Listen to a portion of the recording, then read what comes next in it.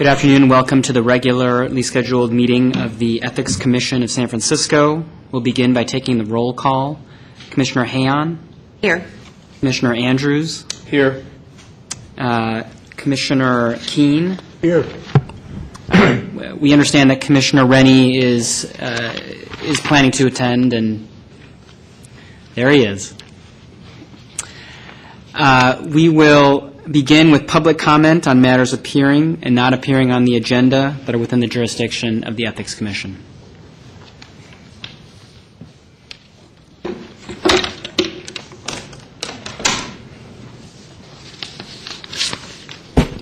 Commissioners, Ray Hartz, Director, San Francisco Open Government. Just a little catch-up here. I spent the month of March in Florida visiting my family. I left on March the 5th and returned on March the 25th. And you can imagine my surprise when I came back and found out that you had scheduled a hearing regarding a matter to which I was a party to be announced it on the 5th after I was already on the East Coast, and held the hearing the day before I returned on the 25th. What a coincidence. What a coincidence. But I'll talk about that a little bit more later. On March 24th, this commission held a hearing on a case to which I was a party. I think you can imagine my reaction when on March 26th, I first became aware of this series of events. On further consideration, I realized that I was altogether pleased that this occurred. It allowed the other party to the case, City Librarian Luis Herrera, to do what he does so exquisitely, lie through his teeth. Commissioner Andrews, thank you, raised the question as to whether Mr. Herrera had looked at a way to comply without spending $40,000 and allow me to use the visual equipment at the public library. Short answer, an honest answer to that question, he didn't have to. I sent him an email with 2 Microsoft PowerPoint slides, which is the same thing the Friends and every other presenter does, and he simply refused to show them. He didn't have to spend $40,000. That was his deceitful way of making up a story that would justify it.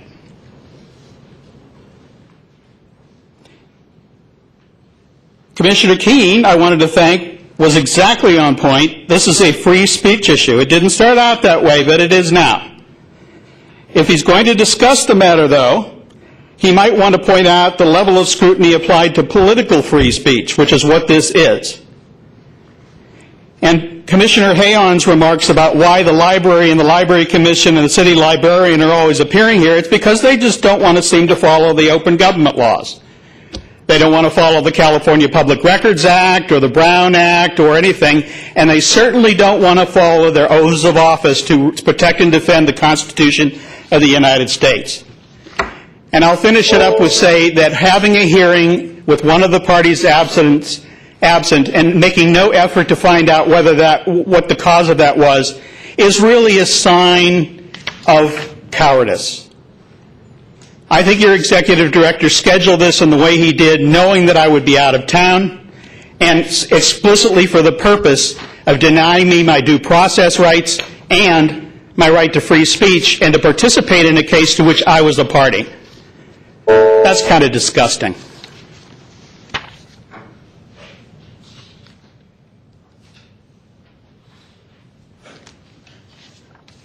Other public comment?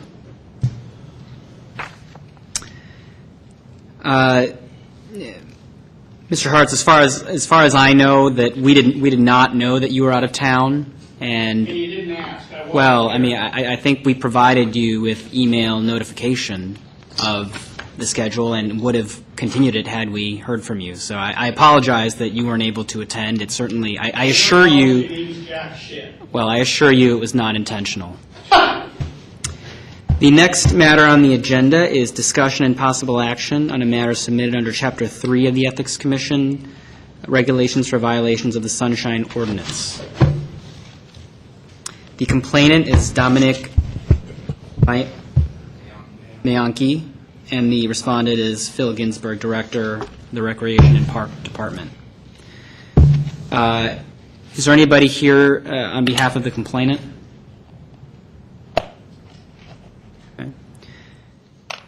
Anybody here on behalf of the respondent? Is there anything you'd like to say or present?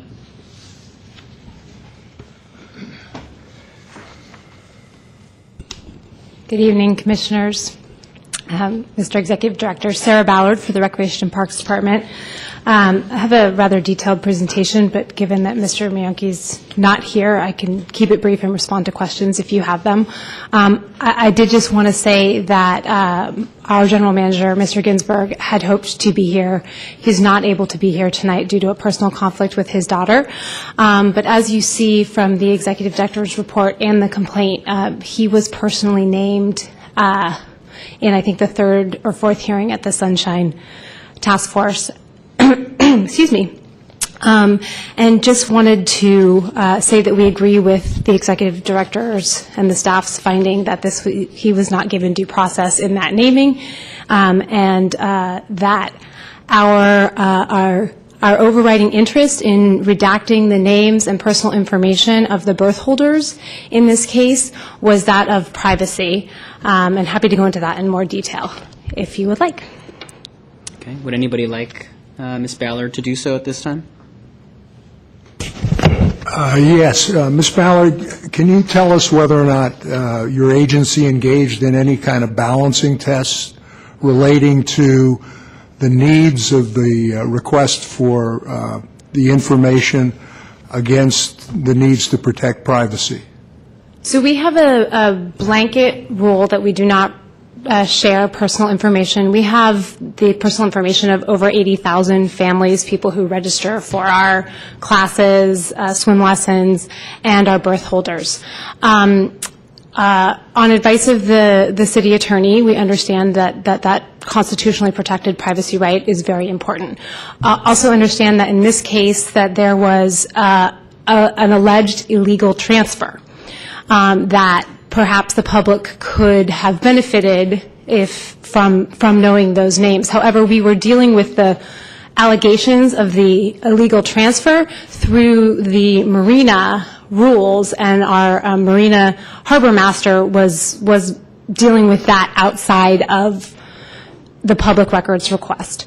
So in terms of choosing, we are custodian of records, got the records, hand went through and redacted the personal information based on the fact that the allegation was being taken care of in another venue, if that makes sense.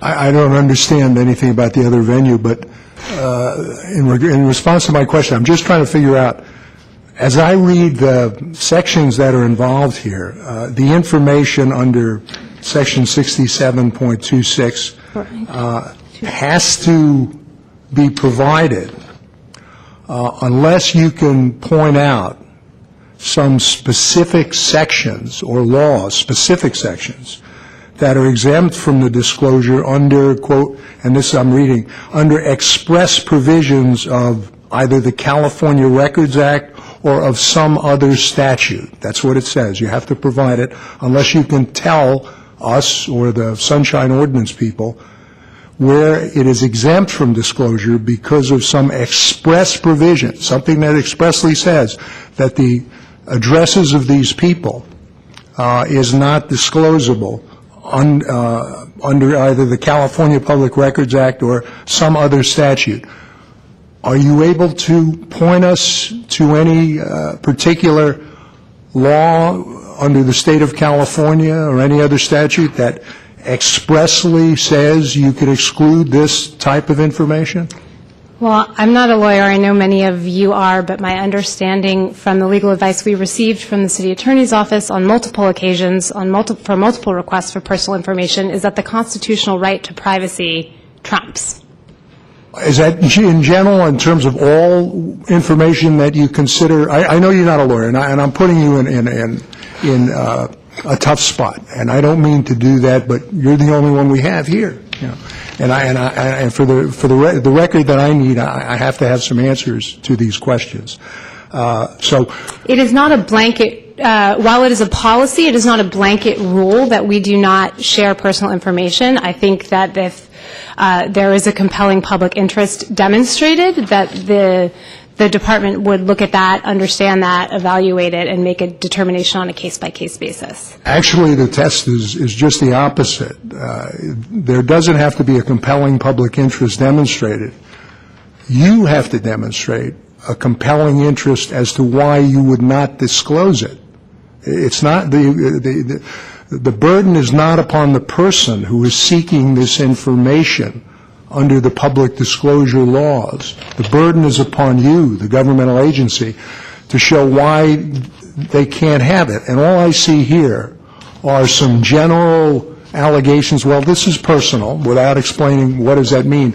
We're talking about addresses of people who have births in the marina, and this gentleman wants information relating to them, I guess in order to investigate whether or not they're properly in line for getting on the list for births. I'm speculating because he's not here now, but that's the only, something like that.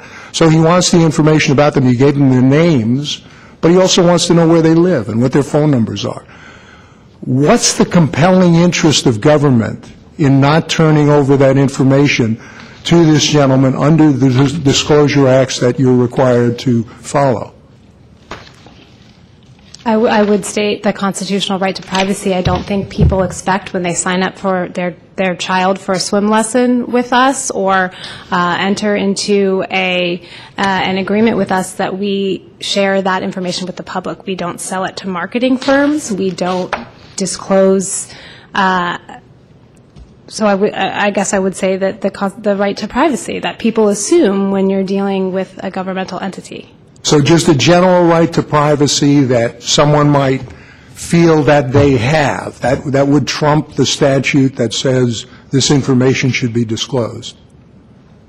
Is that what you're saying? That is what we relied on in making this determination, and also understanding that the underlying issues which Mr. Mionki was trying to address or claimed to be trying to address in his complaint were being dealt with through a separate channel, through our harbor master's rules. Well, The separate channel that it is being dealt with, we have nothing about that before us in the record that we have that we're making a decision upon. So I have no idea what you're talking about relating to that.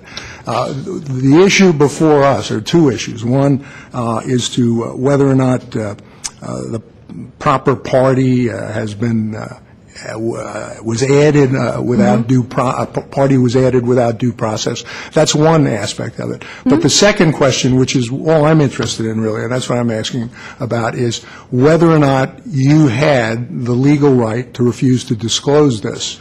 And that's what my questions have been pursuing, and I think you have answered them.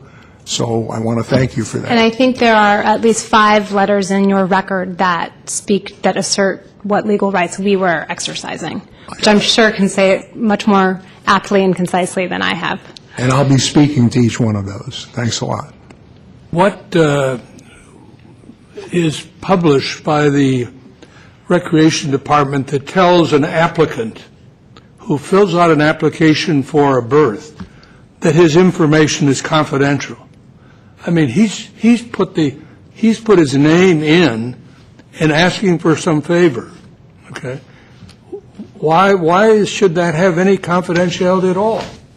Why doesn't the public have a right to know who's applying for these things? They have a right to know who has applied. The list and the names is made public. The only thing that we redacted was the phone numbers and addresses and personal addresses. So the names are available. The names are actually available on our website of both birth holders and people on the wait list.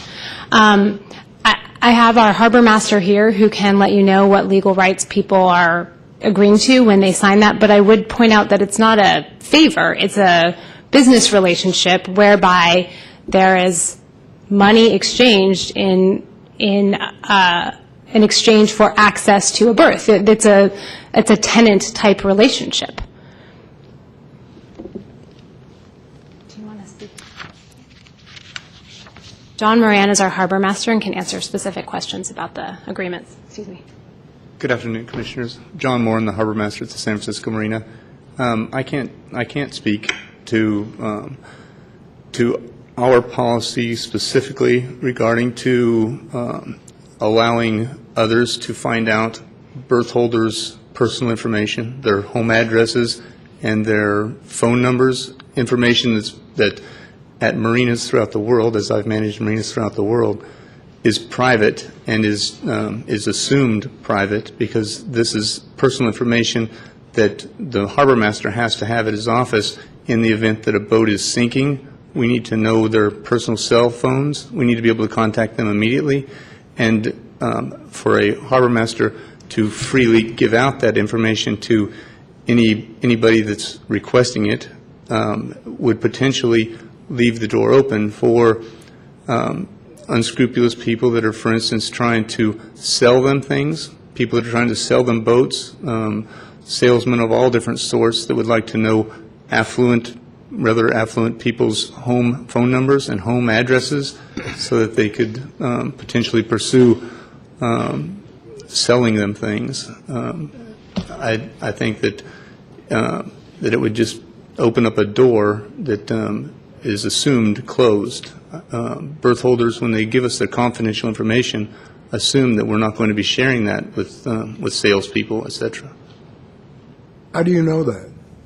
As a birth holder myself, I've assumed that many times. And Is there something in writing that was given you as a birth holder that this information you're giving us, we'll hold it confidential, we won't share it with anyone else, you can trust us? Have you ever seen anything like that in writing? Well, I direct you to the Good Government Guide that's provided to departments annually, and I believe It's the City Attorney's Good Government Guide? Yes. Okay. Appendix A, page 191, provides that the general rules that departments should not disclose home addresses, personal phone numbers, or personal email addresses of members of the public. Such personal contact information typically sheds no light on the operations of city government. And that document, that's the city attorney saying what he is interpreting in general should not be shared. But does the city attorney anywhere in that language that you've read reference any particular statute or law of the state of California that says it should be shared? I don't have the whole guide with me, but I know we do have a I'll deputy answer that. city attorney. It's not there. There is no reference to any statute or law that says it should not be shared. Any other questions? May I ask the deputy city attorney whether or not he could refer us to some express provision in either the California Public Records Act or some other statute which exempts from disclosure this kind of information? Sure. The Good Government Guide references the language that it uses with respect to whether the disclosure of personal information would shed light on the operations of government. That's a reference to a whole line of California appellate court cases, including City of San Jose. I hate to interrupt you, but my question was very simple. Can you refer us to a statute or some other some express provision in the California Public Records Act that exempts this language, that exempts this information from disclosure?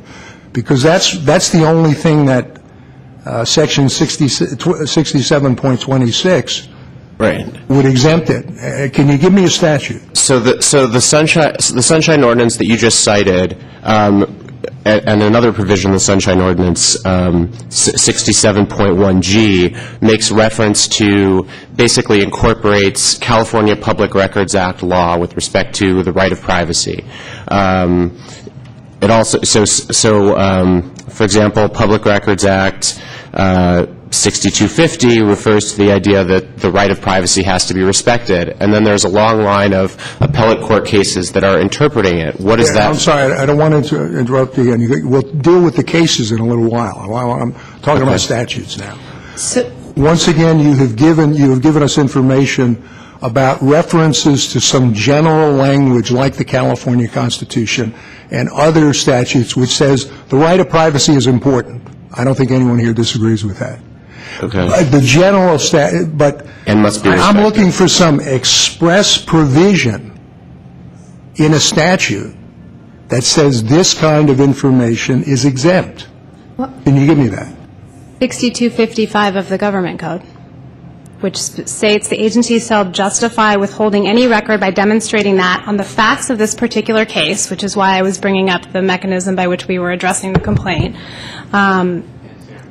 interest served by not disclosing the record clearly outweighs the public interest served by this disclosure of the record. In other words, some sort of balancing test is done, and a finding was made that there is some overriding interest that outweighs it. You, in your answers to me, said you hadn't done that. You said that the person asking this information has not proven to you that he has some overriding public interest. You had the test flipped. So if you're relying upon that language, you can't. Well, I apologize if I did not clearly communicate what the record clearly outlines, which is from the beginning of this case, we had asserted that the privacy rights involved basically we were invoking 6255 of the Government Code and asserting that the rights involved were paramount to, or that's not the right word, but that was exactly what we did at each stage of this process. And I apologize if I didn't clearly state that. You didn't, you haven't done anything wrong. You did say that, and I'm not contradicting what you did say. You asserted that from the outset. Privacy trumps it. Yes. But from what we're seeing here, that's not enough to assert that, quote, generally privacy trumps it. You have to have carried your burden and demonstrated why you have some overriding governmental interest in keeping this information private. That trumps what this gentleman is asking for. You haven't done that. You just asserted from the beginning, it's private, it's private, it's private, therefore we won't disclose it. That's not enough. That's just saying the language over and over again, but you have not demonstrated what it is you have to demonstrate. Are there other questions for Ms. Ballard or Mr. Moran? Moran, yes. Moran. Ms. Ballard, I do need some clarification on your policy. So you started out by saying the policy is that you redact this type of information whenever you get a public records request. Is that correct? Broadly, based on the City Attorney's Good Government Guide and our standing policy in the department, yes. Is that policy articulated anywhere? In the Good Government Guide. So you interpret the Good Government Guide as providing that an agency should, as a blanket rule, redact home address and telephone number in all circumstances? No, it's a general rule, but obviously it's taken on a case-by-case basis. When an individual request comes in, there is a conversation about, is this relevant? Is this important for the requester to have? Is there what rights does someone assume? Particularly for a minor, we have access to information about most of the school kids in San Francisco. So there's a question of what type of record it is, who the person is, what the request is. Are the factors you use to determine whether or not that information should be disclosed articulated anywhere? No, it's just a general rule. Who is involved in that decision-making process within your department? The determination of whether or not to disclose personal information. Right. Our custodian of public records usually discusses that with the city attorney, and if necessary, brings in her supervisor, which is me, to have those conversations. So that's Ms. Gong? Yes. So the process is she speaks with the city attorney's office, and then she can, if she thinks it's clear, she makes the decision, or does it always get escalated to you before a final decision? We get over 200 requests a year, so I'm a little bit reluctant to say always, but I would say if there's any question, if it's not a straightforward request, it is moved up the ladder for conversation. Did she consult the city attorney in this case? Yes. And the city attorney the city attorney said that the records did not need to be disclosed, or the information did not need to be disclosed? Yes. Okay. And was that elevated to you? Yes, that I was aware that we had, throughout the record, asserted the constitutional right to privacy, and that the Sunshine Ordinance Task Force had repeated that Mr. Mianki and the Sunshine Ordinance Task Force had asked for the same information on multiple occasions. However, our response was that the facts of the situation had not changed, and so just because someone asked 3 times doesn't mean we're going to change our mind.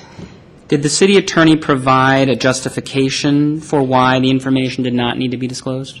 I believe that justification is well outlined in the record, but it's what I somewhat inartfully articulated. Okay, so I to understand the Commissioner King. legal bases for wanting to withhold the information. What I'm not fully understanding from you is the factual bases, which I think is what you are well suited to provide. Yes. So what factors went into the determination that, hey, this is not a unique situation in which the information should be disclosed? I think primarily, and I'm going to try to navigate this without revealing too much personal information about the case in hand, but primarily the issue Mr. Mianki was attempting to shed light on was already being addressed. There was a transfer of a berth from an existing owner who was delinquent on his rent to a new ownership group, and essentially the existing owner tried to fleece the new owners. They tried to sell him something and then actually transfer the boat or the berth.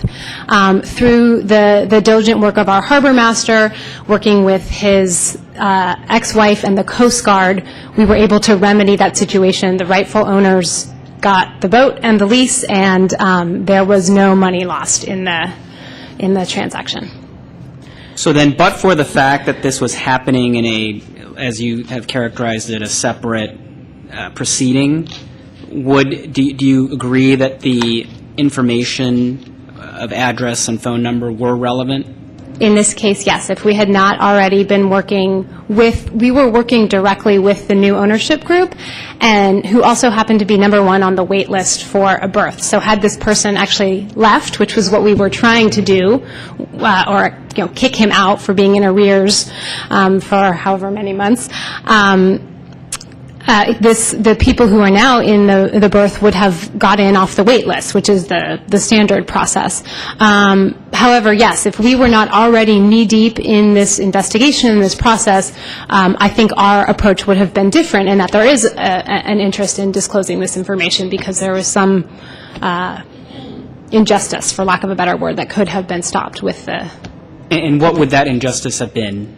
Someone getting taken for hundreds of thousands of dollars and possibly subverting our rules and regulations. How would the address and phone number have potentially remedied that? I think that's probably a question for Mr. Mianki. But, well, that's what I'm trying to understand. I mean, it sounds like you've just conceded that but for this separate proceeding, the information would have been relevant. I'm trying to understand why. I'm saying it could have been. I mean, this is a harbor that has 365 boats. Most people know each other. I think if you had a compelling public interest to assert, you could leave a note on someone's boat. There are a variety of ways to reach people in the era of Google and Facebook and all of those things. That said, I think if we had not already been engaged in a very diligent effort to right this wrong, we may have had a different conversation. I don't know, the outcome of that conversation, but our assertion of the privacy rights was bolstered by the fact that we felt that the alleged injustice was sort of in hand, if that makes sense. So, Okay. Any other questions for Ms. Ballard or Mr. Moran? If I may, Mr. Chair, just there have been a number of references to the City Attorney's Good Government Guide, and the references have been at page 89 of our appendix. the part relating to privacy, and it gives some example, but the document itself is an advisory document. It has absolutely no force of law. It's the ruminations of the city attorney in general on this, and for the most part, they're quite good. But it gives some examples. For example, the authorities may protect private information or records from disclosure, and based on the privacy interests of individuals. For example, Welfare and Institutions Code section makes confidential records that concern individuals who receive certain public social services. So it's talking about the things that we know are considered to be by citizens confidential between them and government. But it also goes on to talk about the fact that there's a high bar if you're going to not disclose the information. I haven't seen the agency meet any kind of high bar at all. They've just made a determination that, well, it's private, and he hasn't shown us anything different, and he's going to really have to show us something important. So everything is sort of flipped on its head here. Any other questions, or do you want to respond to that? Well, I would just like to point out that we don't just rely on the Good Government Guide. We rely on the advice of our counsel, who also relies on other laws and case law to interpret these things and provide us advice. And obviously, I can't speak to all of that case law. I'm sure Deputy City Attorney White may be able to do that. But that is to say we base the decision solely on the Good Government Guide would be false. It's based on a variety of factors, and that is one of them. And I'm sure Deputy City Attorney White could elaborate on those much better than I could. I think we're going to have a discussion of that case law. Great. Too. Thank you. Thank you. I have some questions for the city attorney, and others may as well.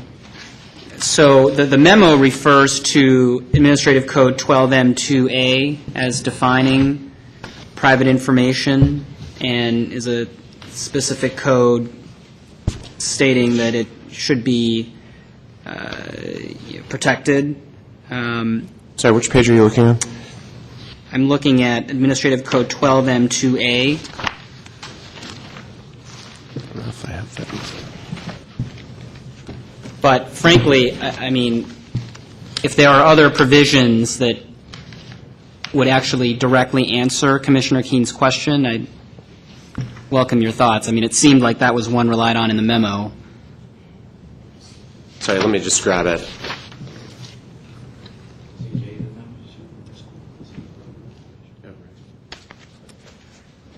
I mean, I think 12M2A, and then also just there's a whole line of case law that it interprets. Okay, but you understand that Commissioner Keene's point, which I think is fairly clear in the statute, is that it specifically states that it's got to be some statutory provision, doesn't it?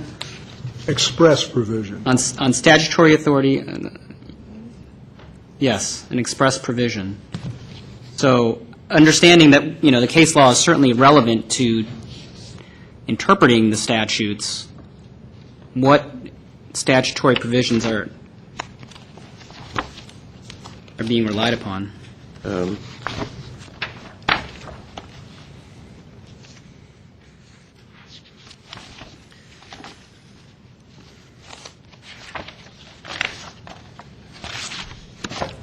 I mean, it sounds like under 12M2A, it says the city does not disclose private information unless specifically authorized to do so. So I don't know that there is anything that specifically would have authorized this, the disclosure of this private information in this context. Can you refer us to some definition of private information which expressly includes addresses and phone numbers, which says that... In the definition section, private information shall mean any information that could be used to identify an individual, including without limitation, name, address, social security number, medical information, financial information, date and location of birth, names of relatives. But we've got the name of the person. We've got the names of all of the persons. Right, but this includes Those are address. disclosed, right. So If you're talking about in general, you don't want to identify someone, and that because of privacy needs, but we've already identified it, the person by name, where does it then follow that the rest of those illustrative things, such as address and phone number, are somehow protected, expressly protected against the disclosure requirements of 6726? I mean, I'll leave it to the city attorney to well, first of all, I'm is it... asking through the chair. Sure, yeah. So I guess you should answer that question directly, but also, I mean, you should express what your view is from the city attorney's department about whether this, in fact, should be disclosed or not. I think that opinion would be useful as well. Sure. I mean, I'm not totally sure I understand your question. I mean, I think private information is clearly defined here, so I don't, and it includes home addresses, it includes other contact information. I mean, there's no dispute here that the names were released. So I'm not sure what in addition you're asking about.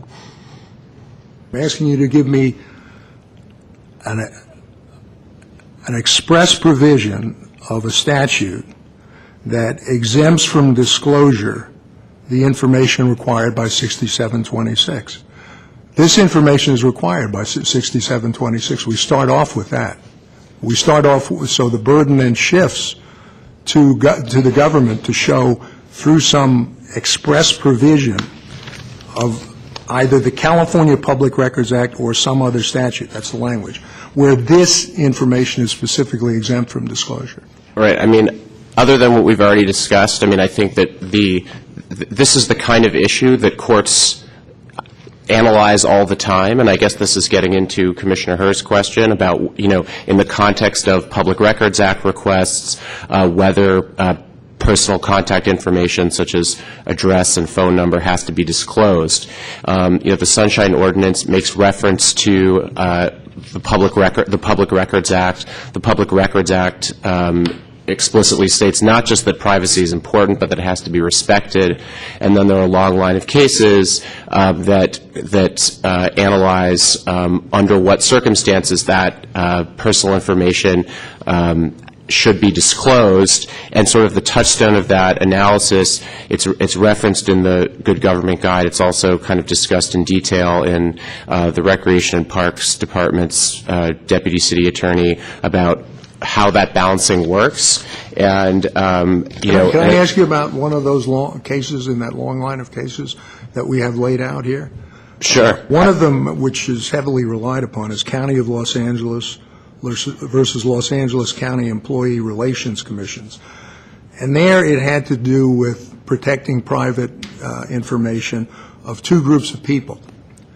One, whistleblowers, and there the main part of the case said, well, because of the need to protect whistleblowers and their personal information, that should not be disclosed because there had been a showing of a high government interest.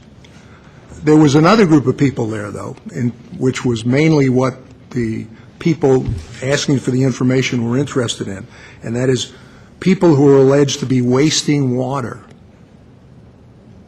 And there, the government, the court specifically said, them, sure, you can have anything you want on them.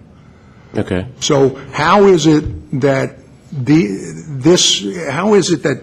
that these particular people who have births, just because they have births, are elevated to the position of high regard that we have for protection of people like whistleblowers, rather than just another group of people who may be wasting some water, and maybe the public should know about that? Right. I mean, I think that the sort of benchmark analysis that the court and City of San Jose went through, and I think that it's proper for the commission to go through here, is whether the disclosure of the personal information would serve the legislative purpose of shedding light on an agency's performance of its statutory duties. That's the standard that's referenced in the Good Government Guide, and so there has to be a balancing of whether disclosure of the personal information would in any way serve the purpose of illuminating what the agency's duties are. There's an example. And that balancing was not done here, from what we've just heard. No balancing was done. It was it was private. That's the end of it. Well, I think that if you, I don't want to speak on behalf of the Rec Park Department, but I think when you read Olive Gong's emails to the complainant and when you read the letter of the city attorney to the Sunshine Ordinance Task Force, it does go through that balance. It basically says that, that there's no, that disclosing this information would not shed any light on any kind of government purpose at all. And I don't think that I didn't see any reference in the record to how disclosing this personal information would shed light on any sort of process as to how the government operates. And I think that the countervailing effect that of simply disclosing people's information to the public, would have, could have some effects for the reasons that, that were articulated this evening. So I think that the case law makes clear that there, even though, there is this presumption in favor of disclosure, there actually has to be some reason why disclosing personal information to the public would shed some light on some governmental process. And there's an example. I'm sorry, excuse me, but you have once again just completely reversed the standard by putting the burden upon the person who is entitled to the information under the government disclosure records to make some sort of showing on his part as to why he should get it.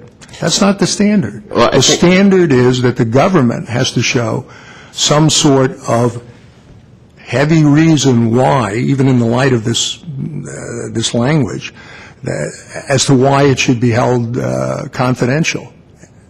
I haven't heard anything of that at all tonight. We have an admission that the information is relevant to the dispute that this gentleman is involved with. So if it's relevant, he's trying to prove something relating to those births, having to do with these birth owners. He now knows who they are. He would probably want to talk to them and investigate them to find out whatever information about those persons and those births. You're depriving him of the path of doing that by not giving them the addresses or the phone numbers. Sure. I can't speak to this additional reason that I just heard about tonight. So I don't. The idea that the contact information is actually relevant to some sort of process is something that I'm hearing for the first time tonight. I know that throughout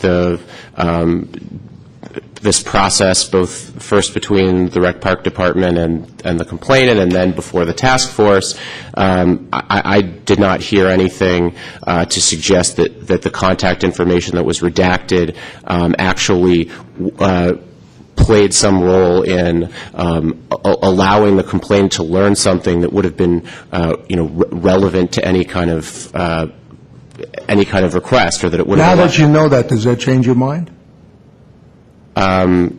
Does it change my mind? I'm not sure In doing a balancing test, none was done here, but just go ahead and do one for us in terms of the interests that are involved. That now that you know that it's relevant to this complainant in order to pursue whatever redress he wants to pursue, to have this information. So I get. Doesn't that establish some fairly substantial reason why he should have it, even though he doesn't have to show the substantial reason why he should have it? You're supposed to show the substantial reason why he shouldn't? So can you do that balancing test for me just as we speak? I'm not sure I understand the connection. Just because I'm not sure I understand the connection between whatever this dispute was and why and how that dispute brought into some sort of relevance the contact information, the need for that contact information. So, because I can't articulate that, it's really hard to do the balancing test. I think it would go to I think you'd have to look at more precisely what the dispute was and how that contact information played some role in that dispute and the public's need to actually have this information. The example provided in the Good Government Guide, for example, which I'm sure you've read, is, personal contact information might be relevant to shedding light on some government process, because, if a home is if the question is like whether a person's home is located, in sufficient proximity to the site of a decision, a governmental decision. But I just haven't heard anything tonight that would allow me to conclude that the contact information has really any relevance in shedding light on any government process. Mr. White, so what is your view then as to whether the information, based on all the facts that are currently known, should be disclosed or not? It should not be disclosed, in my view. And I think it's because of, in other words, the redaction was correct. And I think it's based on, the long line of cases that basically say that this right of privacy in California is very important, and the way that the balancing test works is, there has to be something articulated something in the record that speaks to how that contact information would shed some light on an agency's performance of its statutory duties. And there's not a single case of which I'm aware in which a court has come to a conclusion that if that contact information has no relevance to that disclosure should occur. And so I think this case is sort of on all fours with that kind of, with those cases. Again, I don't know that I fully understand what Rec Park is saying with respect to this side process, but just based on what I heard, it still doesn't sound like what was needed by the complainant or what would have been helpful to the complainant to shed light on some government purpose was the contact information. The name was provided, and based on it sounds like what he needed to know was who else was on the wait list, and the other information that was provided on that form to get on the wait list. But I just haven't heard anything as to why why that contact information would have been relevant to him, or would have been relevant to illuminating how any government process works.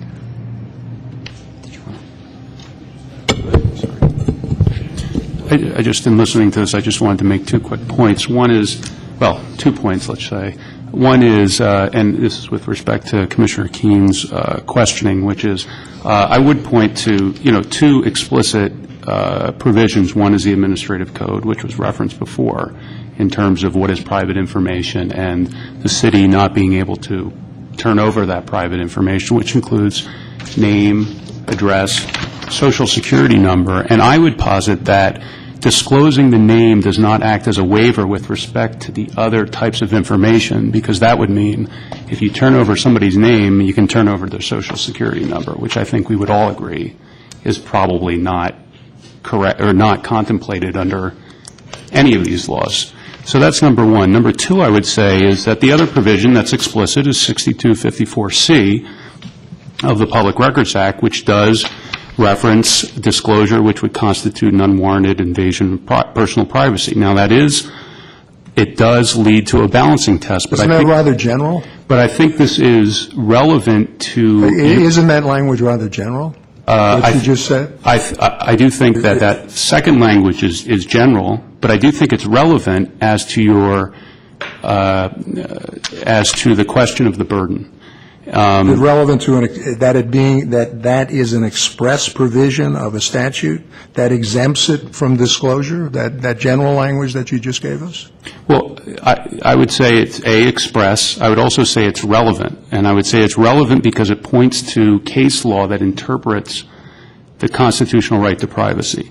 And this is relevant with respect to your question as to who has the burden, because our understanding is that once there is a constitutional right to privacy under case law, that you look to what the Supreme Court, the California Supreme Court said, and those other cases which you cited were appellate courts. But the California Supreme Court has said that when you're talking about an invasion of privacy, and I'll quote, they say, courts have frequently recognized that individuals have a substantial interest in the privacy of their own home. Now, this interest also is reasonable, the court said, and it is also serious when that information is turned over. So at that point, once you've established that expectation, that reasonable expectation of privacy, it says, we next consider whether the invasion of privacy is justified because it would further a substantial countervailing interest. Quote, invasion of privacy interest is not a violation of the state constitutional right to privacy if the invasion is justified by a competing interest.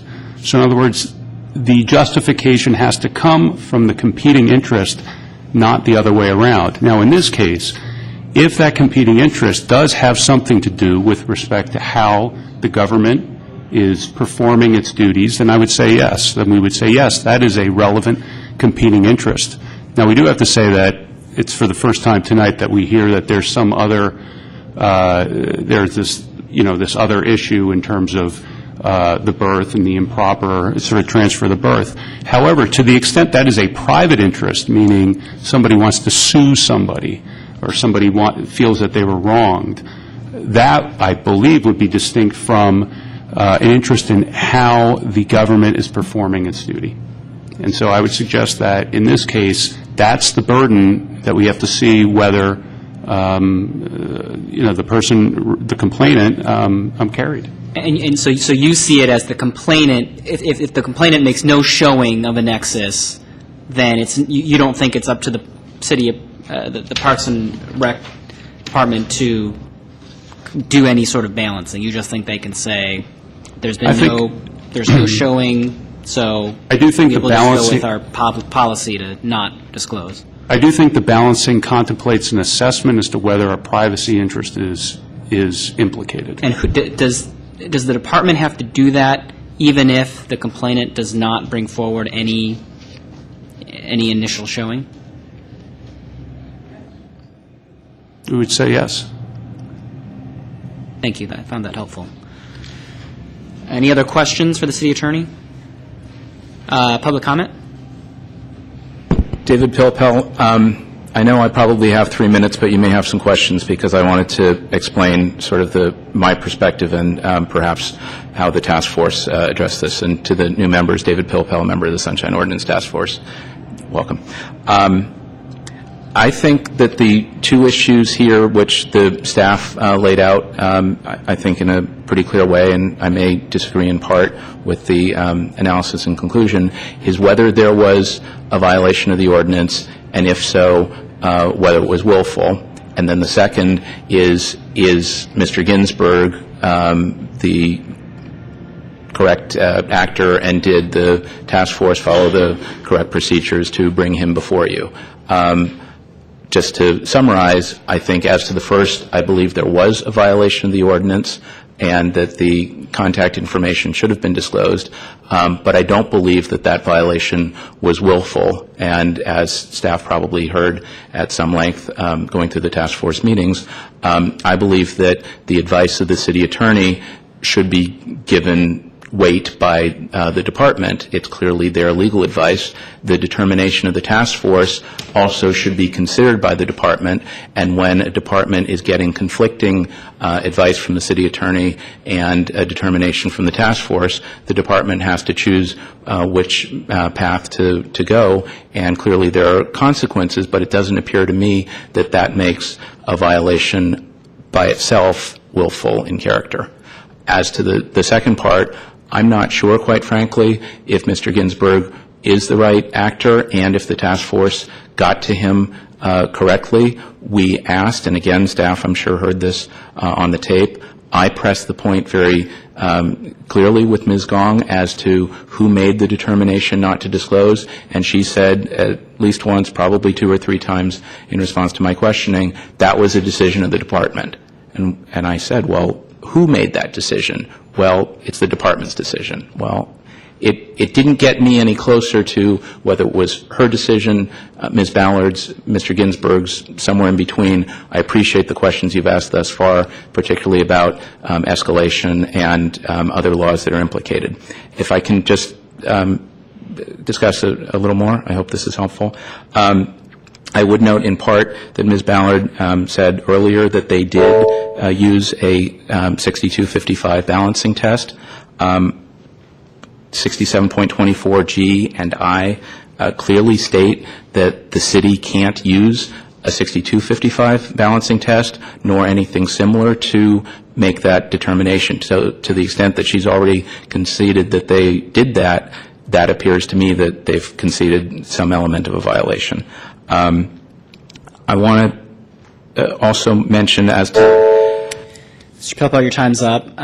If people have questions for you after Okay. public comment, then they can raise them. But If you have questions, I wanted to discuss 12M and contracts and birthing agreements as relates to the wait list. So if someone has a question, I'm happy to... Yeah, we'll opine take them further. after public comments. Okay, Done. thanks. Commissioners Ray Hartz, Director, San Francisco Open Government. I understand the Deputy City Attorney is not wishing to bite the hand that feeds him. I find it rather ironic, though, because when I filed a Sunshine Ordinance complaint against the City Attorney, Mr. Herrera, I specifically asked for anonymity on the form, which is under the law required, and and the task force got a letter from him disclosing my name, my address, my email address, and my telephone number, and making the statement that it was ludicrous to ask for anonymity because everybody involved knew that it was me. So when it comes to his own efforts, he really doesn't walk the walk. George Orwell said, "In a time of deceit, telling the truth is a revolutionary act." I want to exempt two new members of this commission from the following statement. From gavel to gavel, each meeting of this Ethics Commission is becoming, in fact, a time of deceit. Questioning why a department head in a city should be held accountable for the actions and or inactions of those under his direction and control is without logical basis. When a department head accepts a position, takes an oath, and accepts a salary, they have a responsibility to the citizens of San Francisco. Do you believe Mr. Ginsburg wasn't informed regarding this matter? Do you believe Mr. Ginsburg didn't purposely avoid attending the hearing at the Sunshine Task Force and here? Now, to say Mr. Ginsburg was unaware of this matter is something only a complete idiot would say. Again, we have a case where John St. Croix will use a missing punctuation mark to thwart the will of San Franciscans. Mr. Ginsburg is a department head. I served in the military for 12 years. And if you were a commanding officer of any command, and somebody in your command did something and your answer to the Board of Inquiry was, "It wasn't my fault," you'd be hung immediately. That would be the end of the story. They'd probably dismiss and just simply go in and find why you were responsible. Department heads are responsible for every action or failure to act of people under their control. Mr. Ginsburg knew these things were going on. Can any one of you actually look me in the eye and say that nobody went to Mr. Ginsburg and said, "Oh, there's a sunshine hearing and there's an ethics hearing"? He's completely oblivious. He knew what was going on, and the interest here was a public interest. Mr. Manchione, and I attended the sunshine hearing, was on that list, and it was his belief that somebody, the person they referenced, had done an illegal deal to get a space when they were on the list lower than him. And he wanted to find out whether the department had allowed that and whether they were making any effort to look into it, and he found out that they were not, and they haven't until this case came up. Other public comment? Are there any questions for either Mr. Hartz or Mr. Pilpel? I have some for Mr. Pilpel. Mr. Pilpel, you had mentioned briefly that there's that it would have been a violation to do a balancing test under 6255A? Yes. Why do you say that? 67.24G specifically says, and you have this in your memos and in the law, that neither the city nor any office employee or agent thereof may assert 6255 or any similar provision as the basis for withholding any documents or information requested under this ordinance. 67.24I has a similar provision. If I can expand on that a little bit. Hold on. Page 8 of the memo, for example, other places. I do believe, however, that where there's a privacy interest either asserted or recognized, that there is a need for a privacy balancing, which I would not consider a 6255 balancing, but I think has in some ways similar interests or similar factors to be considered. I'm fairly familiar with the case law, and in my opinion, the case law is not great or particularly on point about this. I think the let's back up. As far as my question, so the staff and the city attorney have pointed us to Administrative Code 12M2A, which does appear to be to me at least, a statute that specifically provides a privacy right for the type of information that was redacted here. Except for two things. This is the first time that I've heard 12M raised in the context of Sunshine. I'm certainly aware of it. It was a voter-passed measure, et cetera, et cetera. I would point you to Section 67.36 of the Ordinance. Sunshine Ordinance supersedes other local laws. The provisions of the Sunshine Ordinance supersede other local laws. Whenever a conflict in local law is identified, the requirement which would result in greater or more expedited public access to public information shall apply.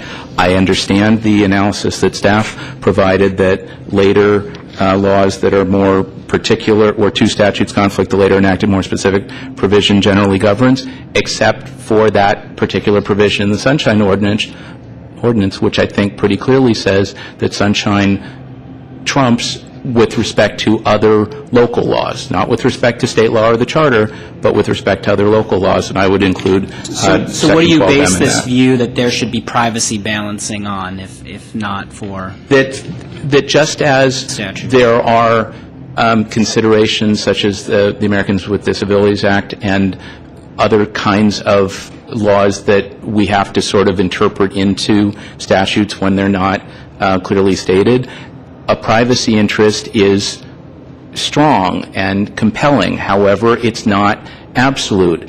And just as courts, in my understanding, have attempted to balance or reconcile these issues, they don't all go one way or the other. And what I was about to say earlier is the case law that I'm familiar with, the San Jose case, the Teamsters or Priceless case, this L.A. case is new, so I'm going to have to read it carefully. But some of the federal cases are really much more about employee contact information and whistleblowers. And from my understanding, there really isn't a good case or even a line of cases on a general public interest in disclosure or non-disclosure of personal contact information. It's really specific to those kinds of issues, and so I think that it's an area of law that is unclear at this point, and I think then we all have to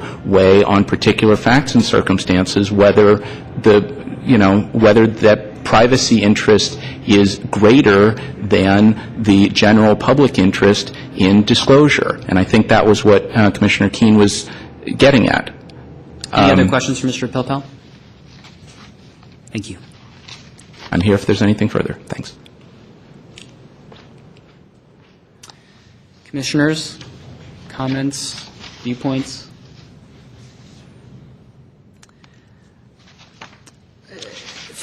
From my view, I do think that 12M has some applicability here, although I'm not sure we need to reach the conclusion or the decision about whether it provides the privacy right that is contemplated in 67.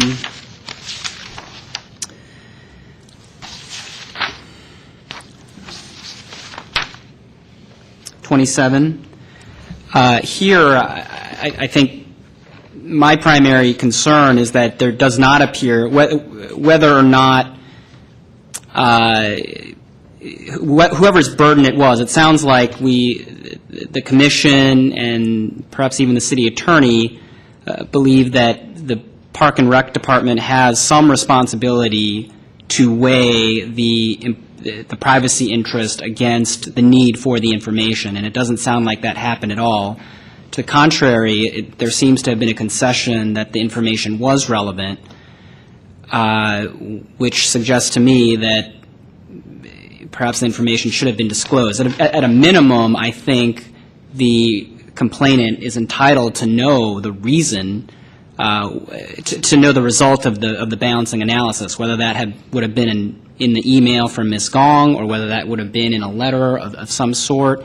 If there's a balancing that needs to be done, I mean, I think it clearly hasn't happened here. But I welcome thoughts of the staff or other commissioners or the city attorney. Commissioner Keene. I agree with the chair in terms of your conclusion. I'd go one step further, though, and say that at this point, the record shows that this is material that should be disclosed under the mandatory disclosure provisions that we have. It was not.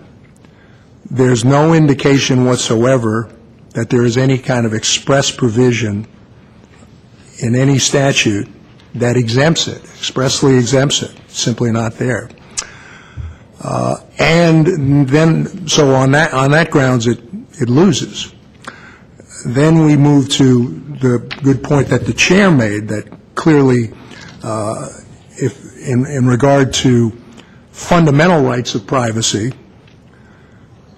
if that was the concern, and I don't know from what they're saying, if that was the concern, that they were looking at this in terms of protecting some sort of real fundamental right of privacy, I don't think this information rises to that level. I think welfare information, other stuff might. But who gets a birth, I just don't see it. But if that was what they were doing, then I agree with the chair. Then at that point, let's see some balancing. What is the public interest that is so significant here that trumps the requirement of disclosure?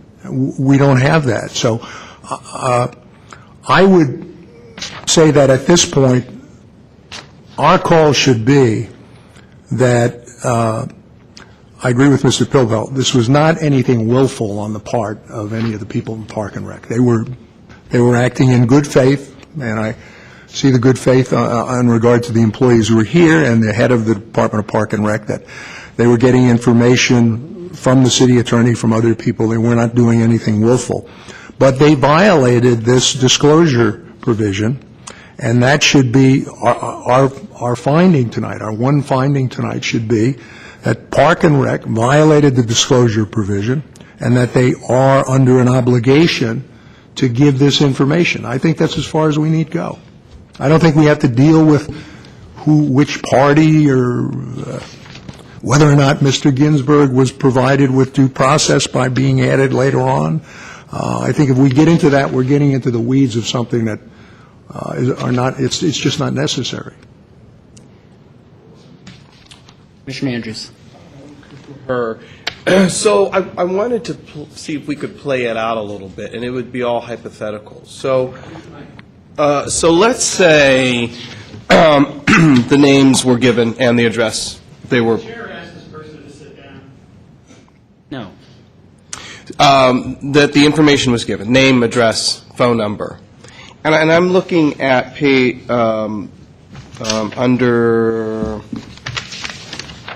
under the summary of applicable law, number is that right? Number 4, page 8, top of page 8, number 4. Page 8 of Appendix A? 8 of the recommendation, report and recommendation. Okay. And let's say all 5 were handed out, and someone decided, because it's an active dispute, that they wanted to file a suit of privacy. lawsuit and said, Parks and Rec gave out my information that was a violation of my privacy rights. Play that out for me, for the attorneys that are in there. I'm not, like you, I'm not an attorney, but I sure like to hear attorneys talk about this stuff. So we're Maybe alone. Right. So you have a perverse curiosity. You're totally, I've heard that on occasion. So the lawsuit then is filed by one or all five of them that say you've given out my information. It was implied, you may not have it as a written policy that you do not give out the information, but it's implied that it is private until it's not private, and the lawsuit is filed. Would that lawsuit have any standing?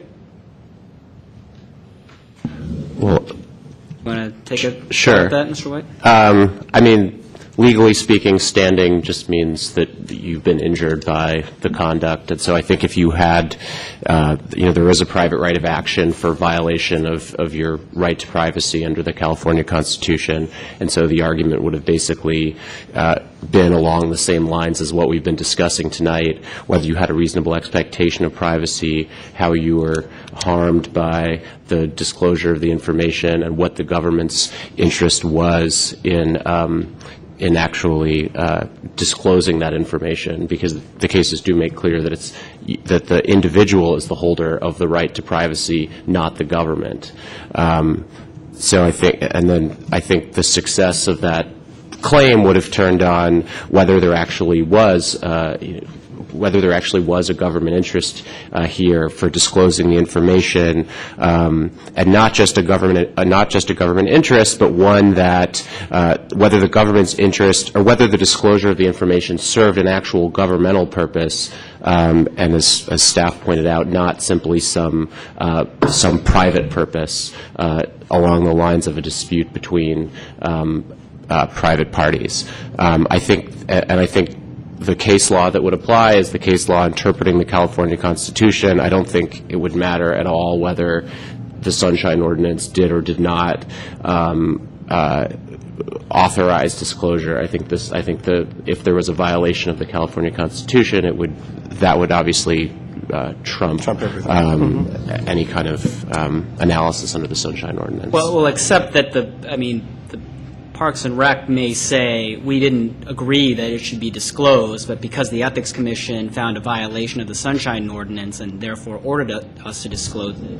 Oh, at this point, you mean after? Right. I think that's what he's asking. I mean, if we were to say this should be disclosed publicly, it's a violation of the Sunshine Ordinance, but we don't address the issue of, well, I mean, do we even have the proper party? Are we vulnerable to a subsequent litigation where the Parks and Rec Department says we only turned it over because of what the Ethics Commission did? And then my follow-up would be, is that active conversation that you have at Parks and Rec, which is we really need to talk about the privacy of our of the people we do business with? Thank you, Commissioner.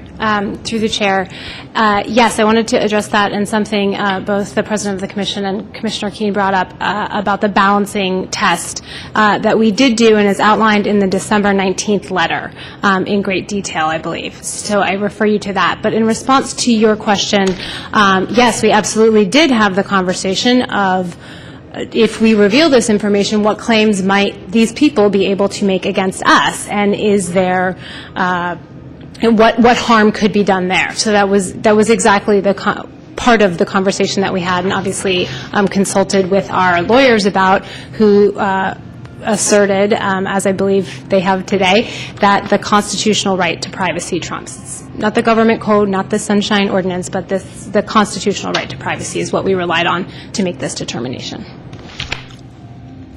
Ms. Ballard, I will say that it's a big record. You know, we look at this stuff, but for you to first come up and say you didn't do a balancing test, and then say that the information was relevant, and now say that you did do a balancing test is kind of hard for us to deal with. I mean, it makes it really tough to adjudicate matters when, you say things that are conflicting. Yeah, and that's where I am. I'm a little, I'm stumped, because if there was some something that was going to happen that would negatively impact the department, the business of the department, and this high threshold that they would say. It's an active dispute, and would that mean anything to you if they said, well, we were managing risk here, we were managing the potential liability, it was an active dispute, these are wealthy individuals who everybody's privacy needs protected, this is a relationship that we have with them? Well, through the chair, with all due respect, I don't think that we as an ethics commission, are the ones who have to pass on whether or not the Park and Recs Department is trying to protect itself from liability. That's not our purview. Our purview is we have certain requirements of public transparency and disclosure of governmental information. We see it in the statutes like the Sunshine Ordinance. If it's not complied with, we have to make the call ethically that it should have been complied with. And in regard to going beyond that and saying, well, they can get sued and they could have some problems, I don't think that's our concern, nor should it be, because that would really, that makes us some sort of super protector of city departments. No. We have to look at what the ethical requirements are here relating to disclosure and just call the balls and strikes as we see them. Was it done or wasn't it? And I think that's a fair point. I would say that, to me, the flip side, you're right, it's not a matter of whether we will be subject to litigation, but the reason for that. And if to me, if we don't have the proper party, that is a balls and strikes issue. And I think we ignore the balls and strikes if we don't address it and simply look past it because we think, that that's a procedural issue, not a substantive one. If I may, just to address your earlier comment, I apologize if I confused people with a response to a question. What I intended to lay out and what I thought I had laid out and what is laid out in the record was that all of these conversations that you were discussing, both the balancing test and the flip side of if we revealed this were factors that went into the decision making. And I'm not sure where I got wires crossed there, but yeah, it was pretty explicitly crossed, Ms. Ballard. I mean, I did read this letter, and what you say about it is that the public interest in protecting individual privacy served by RPD's non-disclosure of private residence and phone information clearly outweighs the public interest, which, as far as we can tell, is nil, served by the complainant's receipt of such information.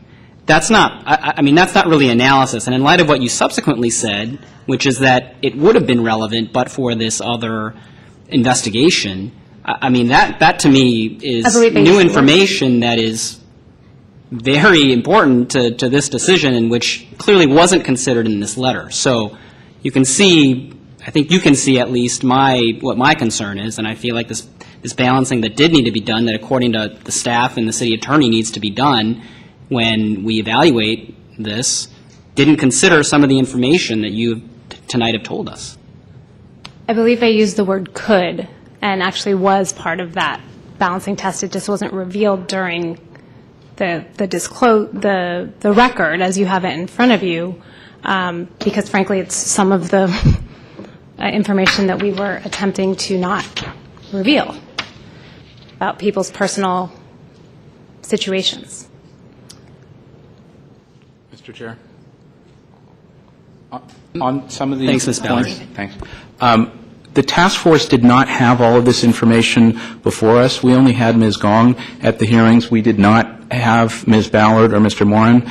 And some of this information might have changed some of our discussions. I don't know, but it might have. I also wanted to point out that this privacy balancing or interest, in my view, and I think in the view of the courts, is not absolute, and so that's why it really is a sort of balancing. And I think it was incorrectly stated earlier that birth holders don't have their information released. In fact, they do. You don't have before you on the record, maybe Mr. Moran has with him, the actual agreement to lease space. It's a lease. It's a contract. It's a real property transaction between the city and the berth holder. And it says at the bottom in the latest version of it that any private information provided will be subject to disclosure. It's absolutely a 67.24 contract. What is at issue here is the contact information for people on the wait list who are not yet berth holders. And I think there we're in that gray area of whether their reasonable expectation of privacy is higher or lower under those circumstances. But for the fact that there isn't yet a berth available, they would be a berth holder with all of their information subject to disclosure, just as if you were leasing space with the city for some other purpose. So I think in this case, their privacy interest is lessened, and that's why the task force came to the conclusion that the disclosure was warranted. Thanks. And can I just make one? Oh, I'm sorry. Go ahead. Okay. I just wanted to make one other point about the balancing test, and I wanted to just look back through the case law before I made it, which is this is a legal balancing test for the commission to make. I mean, the commission looks at, or a court, if this were a court, looks at what the facts are with respect to whether disclosure would illuminate some process of the government, and on the one hand, and on the other hand, whether it would what the intrusion of the privacy would be on the other hand. But it's not, and based on that, the court or the commission here conducts that balancing test. I don't know that it's a question of, for example, within the Rec Park Department, in their dialogue with the city attorney's office, what did that balancing actually look like, or whether it occurred. I think So you're saying in the first instance, we should, on a new record, make a determination as to whether the interests outweigh the right of privacy based on the testimony we've heard today? I think based on the facts you have in the record and based on the testimony, it's for the commission to conduct the balancing test. It's not to ask whether internally what did the Rec Park Department's balancing look like. I mean, I think for example, you could look to whether, what Ms. Ballard articulated about this parallel process that was going on, whether that is the sort of evidence that speaks to whether disclosure of this personal information would illuminate some internal process of the government. On the other hand, you're able to look at what just from your own experience and what the seriousness of the disclosure would mean for the privacy rights of the people on the birth list. For example, I mean, to use a different example, if you were evaluating whether to disclose psychiatric records that contain personal information, that would obviously be a much more significant intrusion into a person's privacy than simply address or information. But I think the balancing is for the commission to do. I have questions. Excuse me. You gave Mr. Polpel additional public time. May I have the same? No. Does anybody have questions for Mr. Hartz? He was not asked a question. He just simply came up and started talking. If you're going to give him the additional time, then I'm entitled to the additional time, and I think you know that, Mr. Herr. Okay. Let me finish this line of questioning, and then I'll give you the additional time. I wanted to also, unless others have questions on this particular topic, the standing issue. Can I hear from the staff and the city attorney on that point? Well, I think there are really two questions. I think one question is, was it a due process violation for the Sunshine Ordinance task force to refer a willful violation by Mr. Ginsburg to the Ethics Commission, even though Mr. Ginsburg was not named as a respondent below. I think that's one question, and I think the second question is, assuming there was no due process violation, whether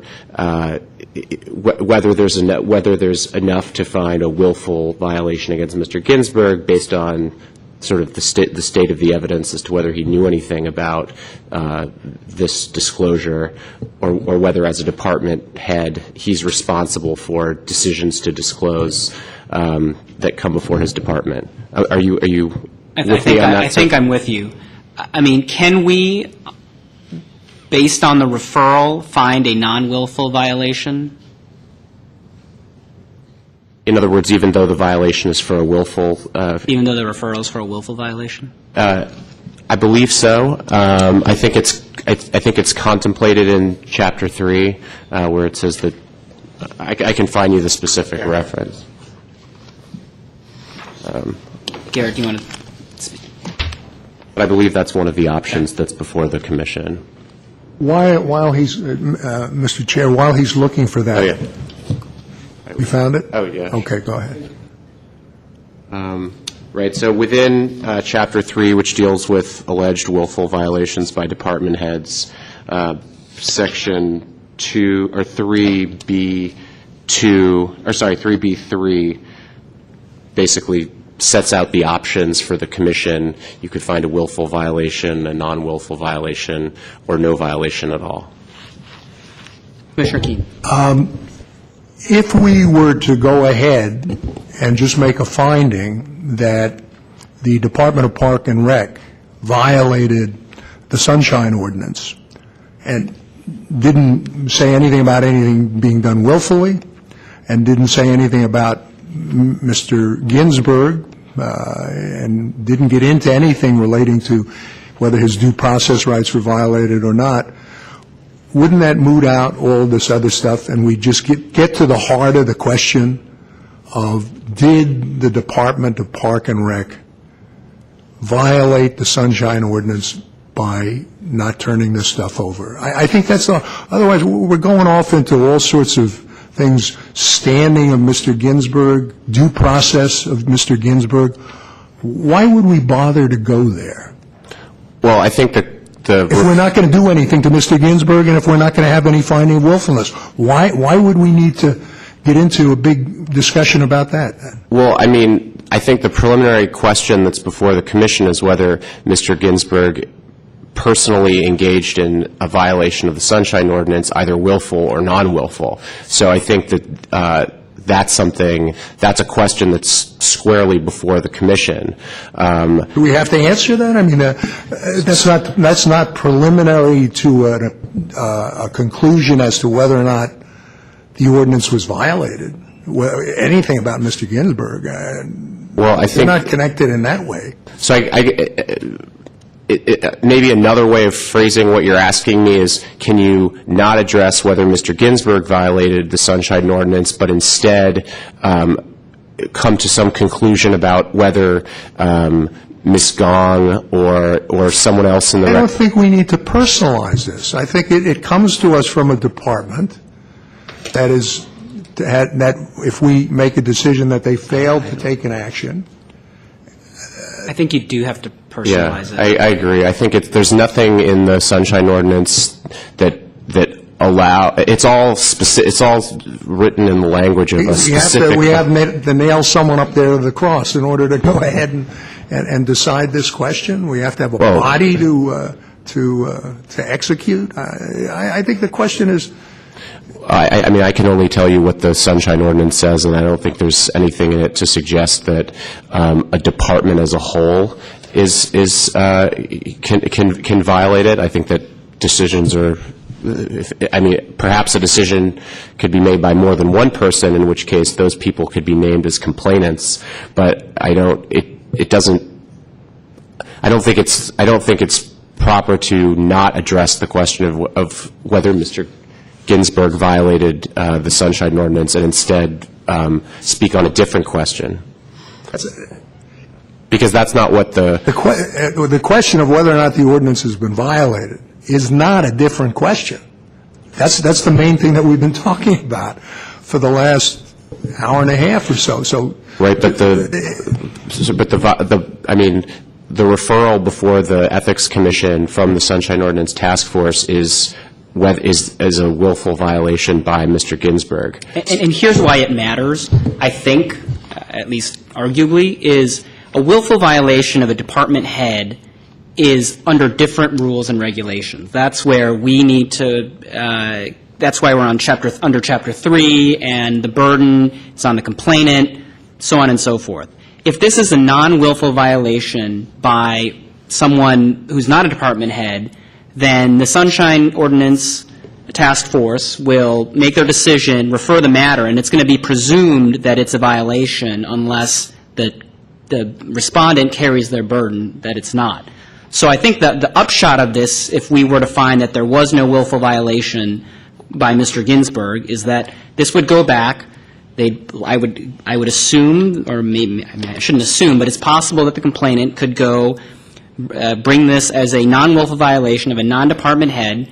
The task force would then make its determination, and it would come to us, and we would then be in a position of finding, unless the respondent carries their burden, that it was a violation and that the record should be disclosed. But to me, that is a procedural hoop that we should go through if we don't think there's a willful violation by the department head. But didn't we just get advice from the city attorney, Mr. Chair, that we have the power to make the decision as to the lesser included offense? That it was just a violation rather than a willful violation? He did kind of say that, but I'm not sure that's right. Yeah, no, I didn't. What I said was you can find a non-willful violation by Mr. Ginsburg or a willful violation, but I don't think that tonight you can find a non-willful violation by someone else in the Rec Park Department.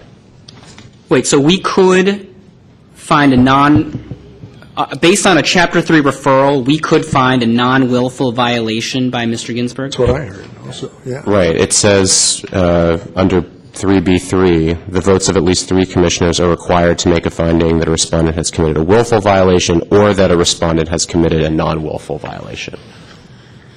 But I think if you're going to talk about someone other than General Manager Ginsburg, that's beyond the scope of what tonight is for. I have a question for Mr. Pilpel. And I agree with Mr. White on that last point, by the way. Thanks. And you said that it was your view at the task force that there was a problem with naming the Mr. Ginsburg, and can you elaborate on your rationale for that? Yes. Well, first, the initial underlying complaint was against Ms. Gong. She was the only person who appeared at the various hearings. After the order was made and it came back to the full task force, we heard it at one meeting, we continued it. I suggested, and I guess there was concurrence, that there seemed to be an interest in naming Mr. Ginsburg. Since he was not the named respondent in the underlying complaint, it was continued in part to give him notice via the email that was referenced of the subject hearing so that his due process was addressed. I'm not sure if that was sufficient. I think we're now at that question precisely. I think that we need to have some better clarity between this commission, the staff, and the task force about what steps need to happen in order for things to be perfected and properly before you. I've tried all I can at the task force, and I'm fighting losing battles over there on these issues. If we're not getting the right facts and the right information before you, then obviously the thing is going to fail, as it may well tonight. And I understand all of that.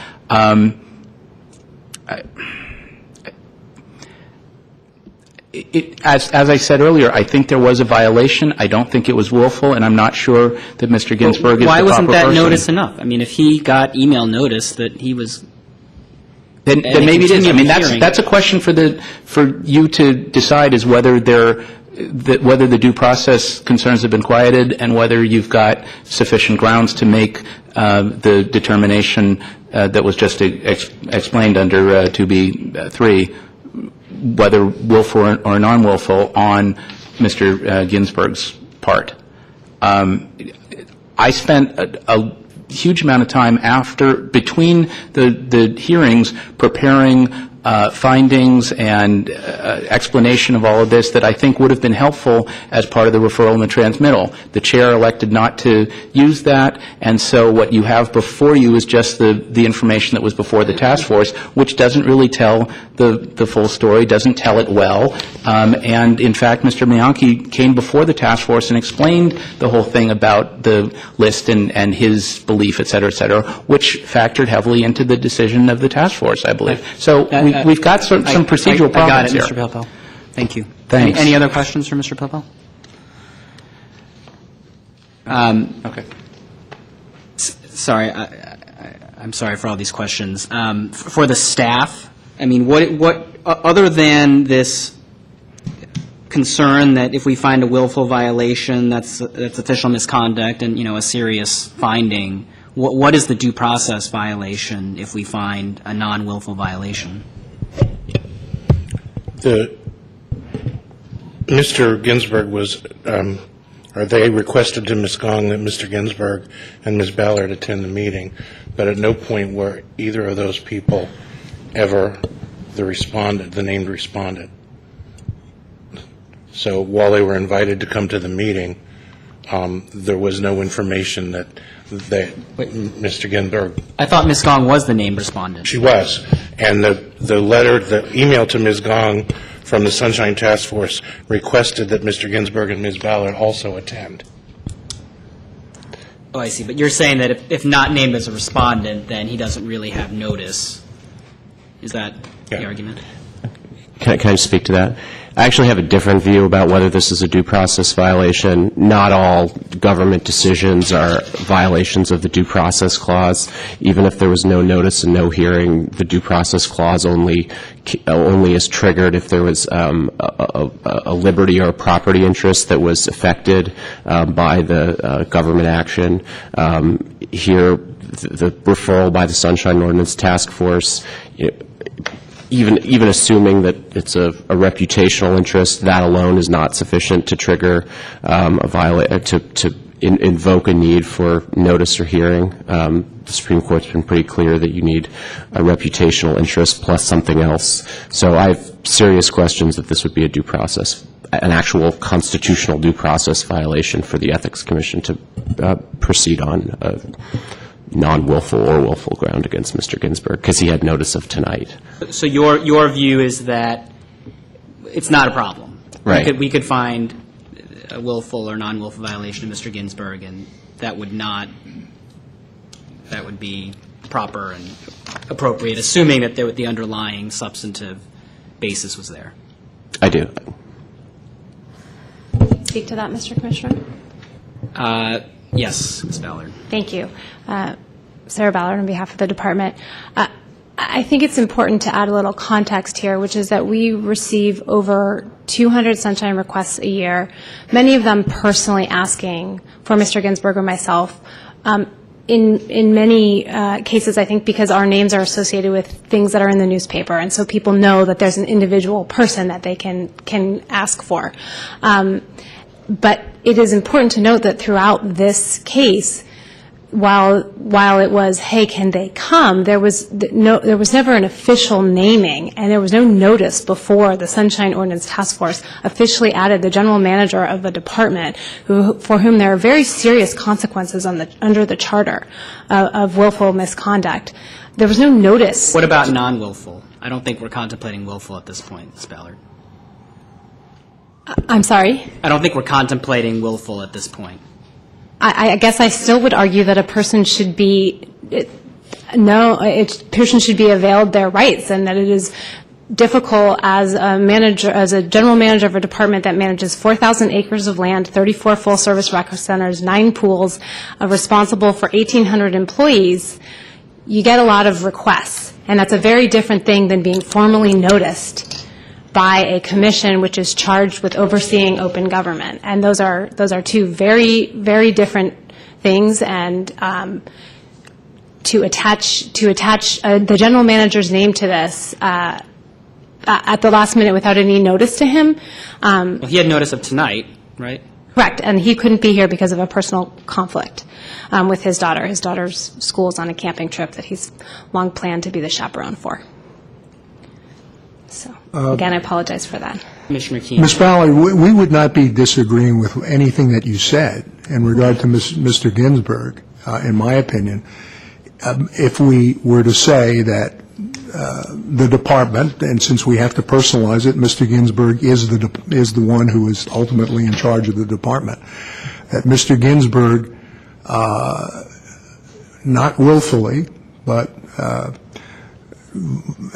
did not comply with the Sunshine Ordinance as he was required to comply with it, as the department would.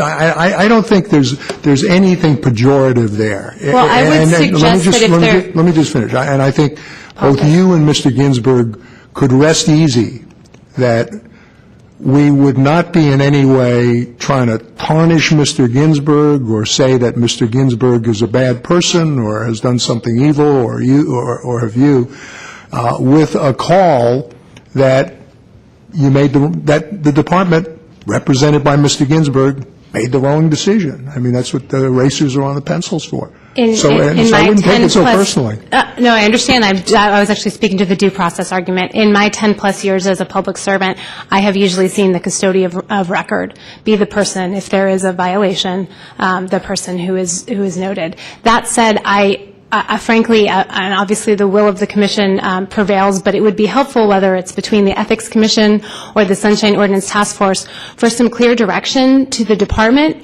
Does this apply to all 80,000 records that we have? Is this specific to this case? Because, as I've tried to represent here, we engaged in a balancing test based on advice from our counsel, as Mr. Pilpel so accurately represented, as he usually does.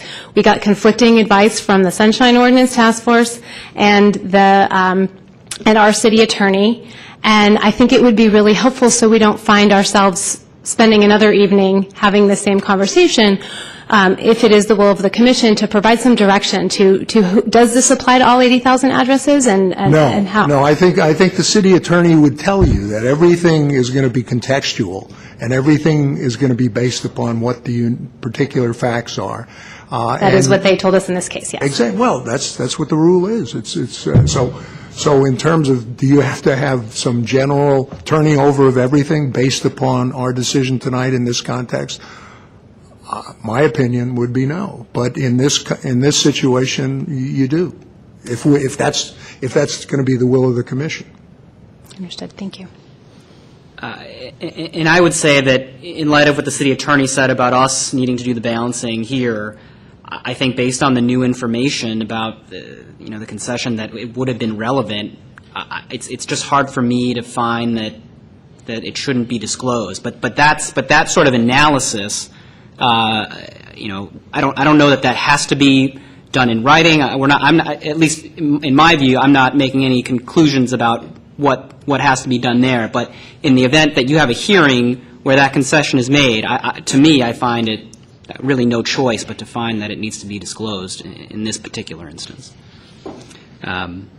Mr. Hartz.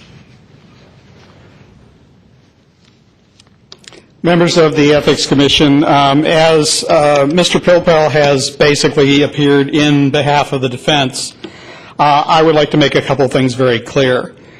A department head, like it or not, is responsible for anything wrongful that happens in his department. And yes, he can sit there, but Mr. Ginsburg got notice. He knows that this is going on. He decided or told somebody else to decide who to send here to answer on his behalf. If they are unable to answer those questions sufficiently, that again is his responsibility. Bottom line is, if you're in command in an organization, you are responsible, period, whether you like it or not. And to say otherwise is dishonest. Now, I would say one thing, especially to the new members of the Ethics Commission.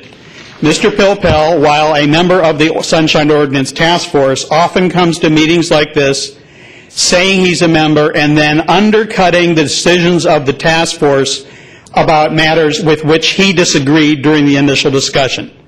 I would suggest you look at the decision issued by the task force or any documents that included the full discussion by the task force and not depend on a biased opinion from someone who will always side with the city, and in fact has been in the process here of giving advice to the city's representatives while he's up here trying to give advice to you. That is not in any way a fair situation. I also want to raise one question because it happened to me last month. Did this staff make any effort to find out whether Mr., and I always pronounce his name incorrectly, Mariccioni, was going to be here, and if not, why not? I really find it hard to believe that you think having hearings without one of the parties present and not asking any questions about what that is does not burnish any image you want to build as being a fair body. The Good Government Guide specifically says anybody in this city has to give the factual appearance as well as the appearance of being fair. Holding a hearing where one of the parties of interest is not there simply because you can and simply because the executive director chose to write the rule to let you do it is not going to pass anybody's muster as being fair. Could I follow up on that and just ask, what sort of notice did Mr. Mariccioni have of our proceedings tonight?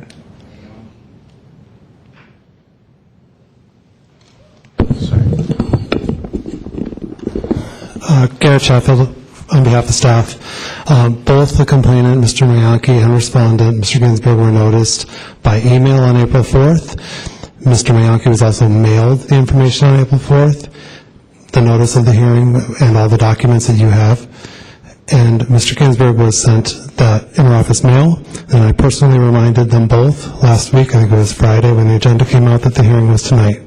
Mr. Mayanki never responded, never requested a continuance. Thank you. I presume the city attorney finds the notice for both parties was sufficient? Yes, based on what Mr. Chatfield just said. Any other discussion, or is there a motion? Well, I think this is just a question on the standardization of the procedure for the Sunshine Ordinance Task Force. Are we saying that a blanket statement that if there is an employee, a city employee, whomever that city department head is, they should always be named? Or are we making that for this particular decision? I feel like if it turns out that we just don't have the right respondent named, that we really should go all the way back to it and solve that. I mean, I have a feeling we have a more clear understanding and a decision that we would make on the violation itself. I feel we're less clear on this, and I feel to leave it alone, to just kind of sort of think that it's fine, he's the head of the department. And I, as a person who heads an organization, I get that the buck stops here, but at the same time, I don't want to necessarily take credit, undue credit or responsibility for things that may not have been fully my responsibility. And if there was another opportunity where it would have been more accurate to name a respondent, have we sufficiently discussed that so that we would make a decision whether we should move forward or not? Well, I'm reminded that we had the same problem last month when Mr. Herrera was here, and he said, I'm simply following the directions of the board. I gave them the problem, and this is what they told me to do, and we said, does that pose a problem? And I sort of joined in Mr. Andrews' comment is that is Mr. Ginsburg being named only because he happens to be head of the department, or is he being named because he personally performed some act? As I look at the referral here, it was a referral. It says that to find the Recreation and Park Department in violation of the Sunshine Ordinance. For enforcement, then it says referral for enforcement, specifically naming Phil Ginsburg, Director, Recreation and Park Department, responsible, which is sort of, I don't know whether they're saying that we can simply say, we think there's been a violation, and hold the department responsible, and Mr. Ginsburg, in his capacity as the head of the department, is responsible, because I mean, clearly, I think none of us are going to find a willful violation. So if we're talking about a non-willful violation, what we're really doing is giving some direction to the Park and Recreation Department and its employees that when you get a request and you're dealing with that issue, you've got to comply with the statute, which says you've got to cite your specific basis for why you're redacting the information you're redacting. I don't see the need that it is personally directed at Mr. Ginsburg. It's directed at him in his role as head of that department. So then, if he had been named initially as the respondent at the task force, would that change your view, even if he didn't have anything to do personally with the record request?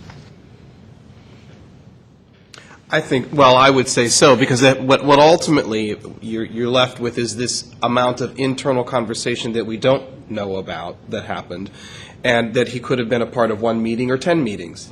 It could have been his decision or idea or someone else's decision, which he just endorsed and signed off on. So I think there's a role that he has played in this in terms of the discussion that ultimately led the department to make the decision that they made on the advice of the city attorney's office. So, yes, I think he probably could be named among other respondents within the department, but just to wholesale attach his name to it because he heads the department, I don't know that is, it feels like it's not the right thing to do. And I mean, it appears we have a disagreement between the staff and the city attorney. The city attorney is saying that's not a problem. The staff is saying even for a non-willful violation, it is a. Maybe we should get clarity from the staff. With respect to a non-willful violation. Oh, they agree. They agree in regard to a non-willful violation with the city attorney. Is that right? Well, Jesse Minardi, Deputy Executive Director. To be frank, with respect to the legal bases for a due process violation, if it's basically just a reputational harm, I will take what the city attorney says as true. I mean, I think we would say, as a matter of fair dealing, that if you're going to say somebody violated the law, specifically one person, and you don't give that person the opportunity to respond, that, you want to go back to point one where that person can actually mount a defense. So as a legal matter, I mean, I think we would, rely on the city attorney, but we would urge that that person be given the chance to respond. Now, I guess that day is today, so they're not necessarily here, but it does seem unfair that at the end of this process where there were 3 hearings, that at the last hearing, somebody's just sort of tacked on, and the merits, at least with respect to the task force, were never addressed by the person actually being accused of doing something wrong. Chair. Yes, Commissioner Keen. I'd just like to speak to what you said, and that is that in regard to our concerns, I think our concerns have to be governed by whether or not we're doing something in violation of law. And that would be if we were violating due process. We could agree with you as human beings, well, this is kind of unfair to Phil Ginsburg. That's fine. And it may be. But in terms of whether or not there's some sort of legal constraint upon us, there would only be a legal constraint upon us if we were violating his due process rights. And as the city attorney has said, and I had come in here tonight with some thoughts about, are we violating his due process rights? The city attorney reminded me of that question relating to whether or not someone's due process rights are violated if it's only a reputational matter, and they're not. And there are several Supreme Court cases directly on that. There has to be some actual injury that's addressed to it. And I don't know, and I don't even go to the threshold point that there's any kind of reputational tarnishing of Mr. Ginsburg by our saying, look, non-willful, but they violated the Sunshine Ordinance. Mr. Ginsburg, as head of the department, the responsible person, the department violated the Sunshine Ordinance because they should have disclosed this stuff. I see nothing preventing us from doing, nothing legal preventing us from doing that. I can say, yeah, I feel sorry for Mr. Ginsburg, but he should have been in it from the beginning and had a right to give his 2 cents. Yeah, that's okay, but that's not anything that should hold us back legally in any way. I agree when it comes to finding what's in front of us. Is there a willful violation? To me, it's a more complicated question because what we're contemplating is making a decision that's not the adjudicating the referral that was sent to us. So we have the discretion to find there was a non-willful violation, but we don't have to. And in that circumstance, do we think the policy reason that Commissioner Rennie and Commissioner Andrews have articulated is important enough such that we should have a procedure where you do name the person at all levels so they have a chance to make their case at the Sunshine Ordinance Task Force, rather than, what I'm worried about, if we now find a violation for Mr. Ginsburg, you never have to name the person that you ultimately name to the Ethics Commission at the task force. And so you kind of never have that Mr. Ginsburg or whoever the department head is next time never has the chance or may not have the chance to make their case in front of the task force in the future. So if it's discretionary, then I do think the policy matters, and I'm kind of becoming persuaded that maybe we should just adjudicate this matter and find no willful violation of Mr. Ginsburg and let the task force and the complainant sort it out. I mean, clearly they've heard our viewpoints, and I think, the complainant would be emboldened in light of what we think, but maybe that is the safer course. I mean, I'd like to follow up on what the chair has just suggested and put it in the form of a motion that we find that the Sunshine Ordinance was violated by the Department of, by Mr. Ginsburg as head of the Department of Rec and Park, and that it was a non-willful violation. That would be my motion. And to give more clear guidance that in regard to this particular information, it should be disclosed. is there a second to that motion?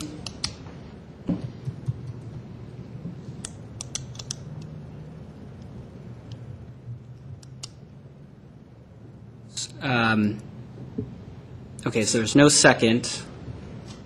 Then I'll second the motion. You will second the motion? Okay. All in favor? Aye. Opposed? No. So the motion to find a non-willful violation of Mr. Ginsburg was not passed. So it was defeated. The vote was 3-2. The vote was 2-3, and there was no finding of a non-willful violation. I do think we need a motion as to whether there's a willful violation, since that was, don't we? Since that was the basis of the referral. Well, I mean, you could say there was no violation. You could say the motion could be that there was a willful violation, or that there was no violation, or that you want to refer it back to the task force. Well, I mean, my 2 cents here is that I'm not prepared to find that there's no violation. I think there is a sunshine violation. What I'm not prepared to do is find that Mr. Ginsburg is the right person in light of our discretion. So while I'm not prepared to vote that he had a non-willful violation, I am prepared to resolve the issue in some way and let it go back to the task force to be resolved where he's the respondent. But I'm trying to look for your guidance on the correct procedural mechanism for that. Right, and I guess what I'm saying is you could. I don't think that you necessarily have to vote that there has been no violation, no willful violation. I think you could. If it sounds like you feel like the procedure at this point, or what you would like to do, is send it back to the commission, the task force to determine who the proper respondent for the complaint is, and I think you could make that as a motion to remand or to refer the issue back to the Sunshine Ordinance Task Force, for further proceedings consistent with tonight. Staff, is that any comments from the commissioner? Consistent with what, though? I mean, Yeah. are we saying that consistent with our view that the information should be disclosed, or yeah, you did the right thing, hooray? I mean, what are we saying here? If we're giving them guidance, That the conclusion was that the proper respondent was not referred to the Ethics Commission. I mean, you could say, make a referral that the Ethics Commission believes there was a non-willful violation, but an improper respondent was named in the referral, so we're sending it back, and then it's up to them if they want to re-refer it.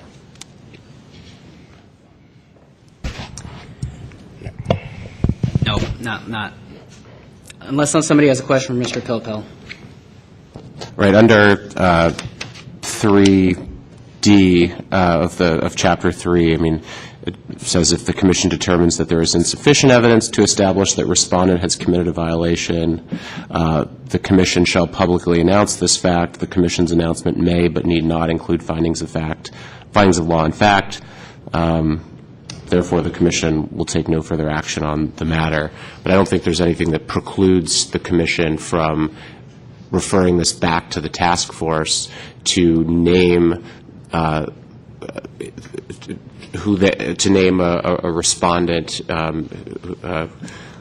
who they believe properly should be named for this for the decision to not disclose this information. You aren't telling the task force that they can't name Mr. Ginsburg, are you? I don't. I mean, as I understand it, the problem that you're having with their naming Mr. Ginsburg is that he was not initially named when this alleged violation rose, and that at their second hearing, they suddenly came out and named him. And so the whole question comes, did Mr. Ginsburg get a proper notification so that he could go to the task force and say, hey, you shouldn't name me, and here's why you shouldn't name me? Is that? Well, no, I mean, I think the question, I mean, the staff raised the question before that it would be a violation of Mr. Ginsburg's procedural process. I understand and I don't that. think that that's right. But I think tonight you can certainly, if you feel that Mr. Ginsburg engaged in a non-willful violation of the Sunshine Ordinance, I don't think that you're precluded by due process from coming to that conclusion. But if you think that Mr. Ginsburg did not violate the Sunshine Ordinance at all, but that someone else in the Rec Park Department may have done so, I think you could refer it back to them for that purpose. So you're saying that if we find that Mr. Ginsburg didn't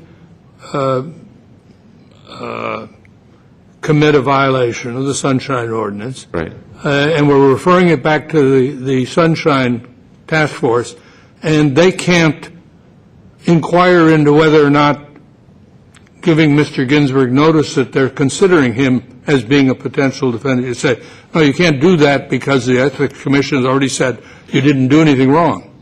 But we don't have any record. That's the reason why we're saying in a sense that you can't hold Mr. Ginsburg, it's because the Right. task force didn't have a record of it. So I think if you feel that there's an insufficient factual record before you about whether Mr. Ginsburg was responsible for this non-willful violation, you could refer back for additional factual development. Commissioner Han.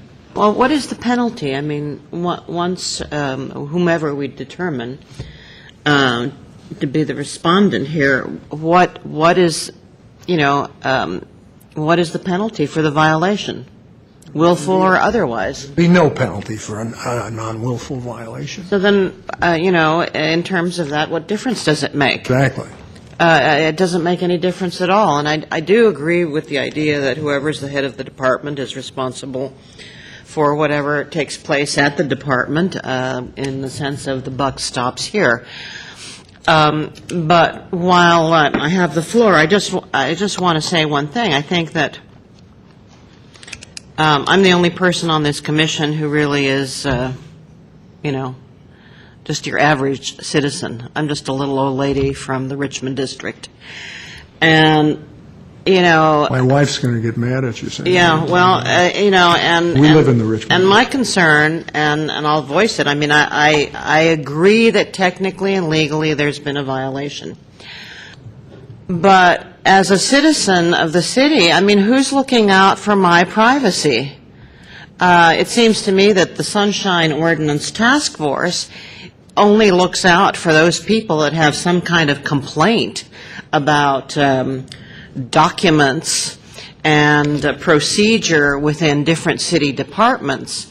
But if my name is on that list, or any other list where I may have engaged in some business with the city department, what right to privacy do I have? Apparently, I have none. And granted, we live in an age in which we can say there is no privacy anymore. I think most of us at some level believe that. We're in the age of technology and the internet, and there are many, many entities out there that know far more about us than we probably know about ourselves. But even so, I'd like to believe that even in some little, corner of city government, there is at least one department that isn't going to give out my address and my phone number. And apparently, I can't really depend on that anymore. So, whatever the commission decides, I mean, I will probably vote with the majority, as I have stated. Yes, a violation of the law has taken place, but I have some questions about the law and those ordinances, and I think that I just want to be on the record for that. Because otherwise, as far as I'm concerned, we're having a discussion about how many angels can sit on the head of a pin. And the average citizen in San Francisco doesn't care about that. They want clean government, they want open government, but they also want to preserve their individual privacy. So that's my say on the topic. Thank you, Commissioner Han. Any other comments from the commissioners?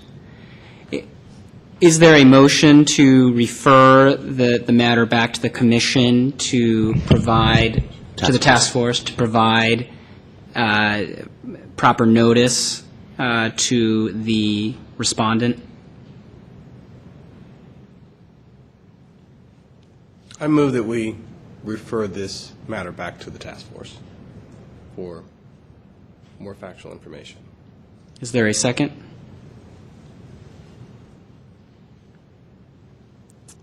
I'll second that.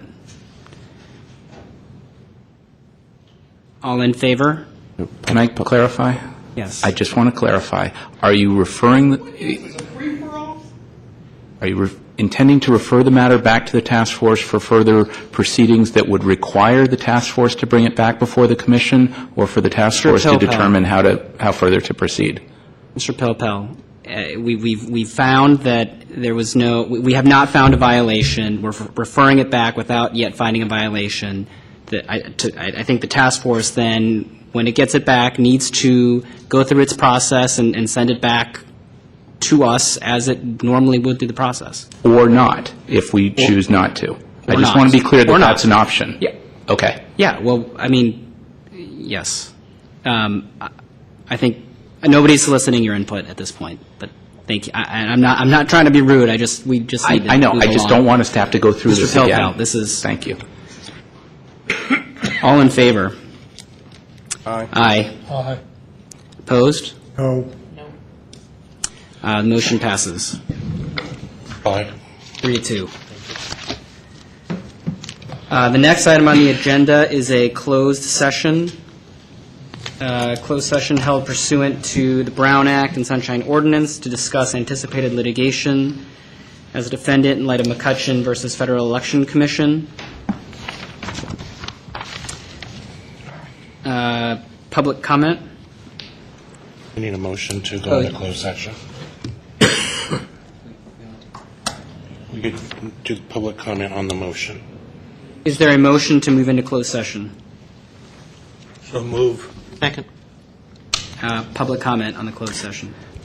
I think it absolutely makes sense for you to hold the closed session. I just wanted to comment on what I understand is the implications of McCutcheon. I hope you will consider what legislation you might bring before the Board of Supervisors to amend CFRO in relation to the aggregate contribution limits, that you might have options and analyze what those options might be, both in the near term and the other implications long term, and that you would not decide in closed session to pursue any of those tonight, but that you'd bring those back before the Commission for further discussion before doing anything legislatively, considering the timing and the implication on elections that are already in progress with the aggregate limit that we have now.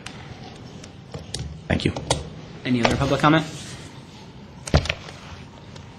I would submit that it is improper to go into closed session because this item is not properly agendized. The Sunshine Ordinance specifically states that a person of reasonable intelligence should be able to figure out what it is that's being discussed. Simply putting down McCutcheon versus something doesn't tell the average citizen, as Commissioner Hayon so rightly pointed out. Most citizens would like to be able to read something where they have some idea as to what the matter under discussion in closed session would be, so that they would know, as Mr. Pilpel has just used his rights, whether or not they need to come forward and talk to you about specific areas.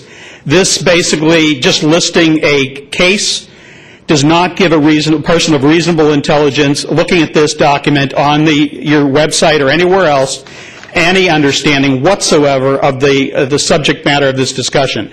As a result, it would deny them the right to come here and the awareness that they should come here to talk about a specific issue when they had some idea as to what that issue is. I also want to make it firmly clear that I will be out in the hallway, and I would like to be notified as soon as closed session is done, because I have comments on the remaining items on the agenda. We will let you know. All in favor? Aye. Opposed? Motion passes 5-0. Move into closed session.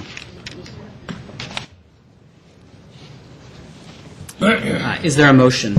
Yes, Mr. Chair, I move that we disclose that in closed session, the Commission discussed the legal ramifications of the McCutcheon decisions and has decided to have a public policy discussion at its next meeting to determine how best to respond to the ruling. Is there a second? Second. All in public comment.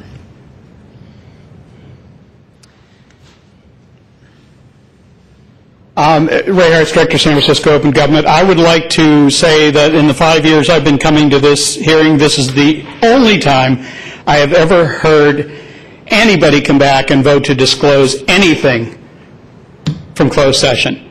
And I find that really, really mystifying. I thought you were going to say it was terrific. Well, it is. That's what I'm saying. Any other public comment? All in favor? Aye. Opposed? That motion passes 5-0.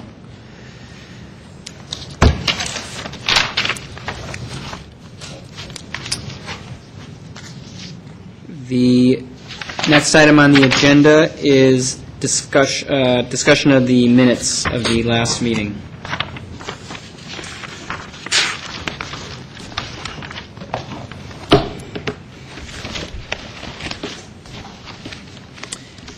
Any comments from the commissioners? Public comment? Commissioners, Ray Hartz, Director, San Francisco Open Government.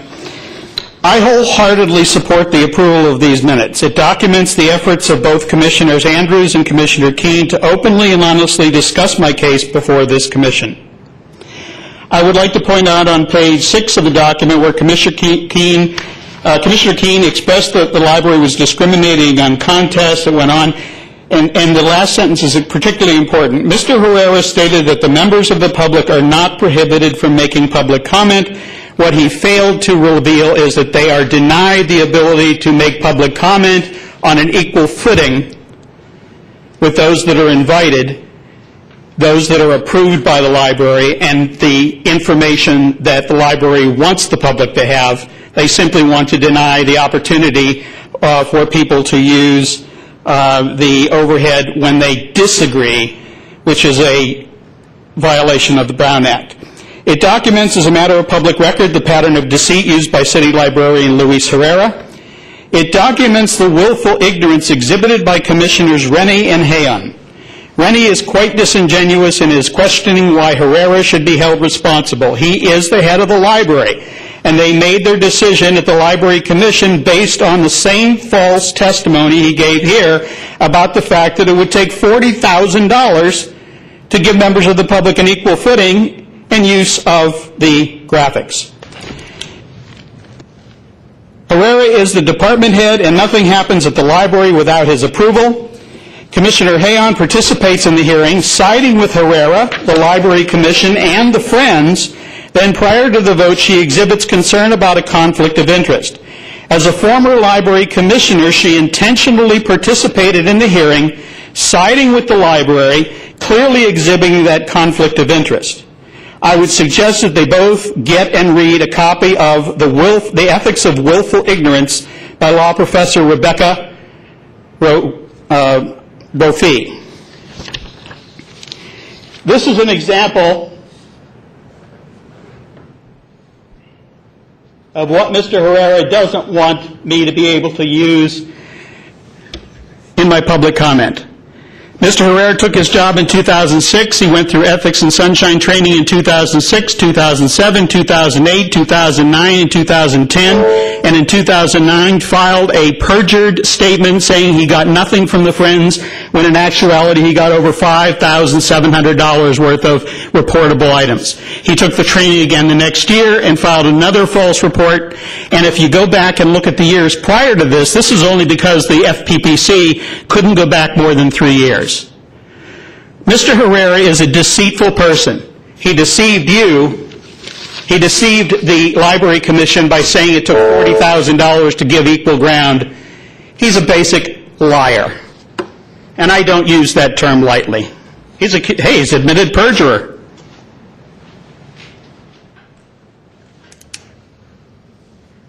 David Pilpel.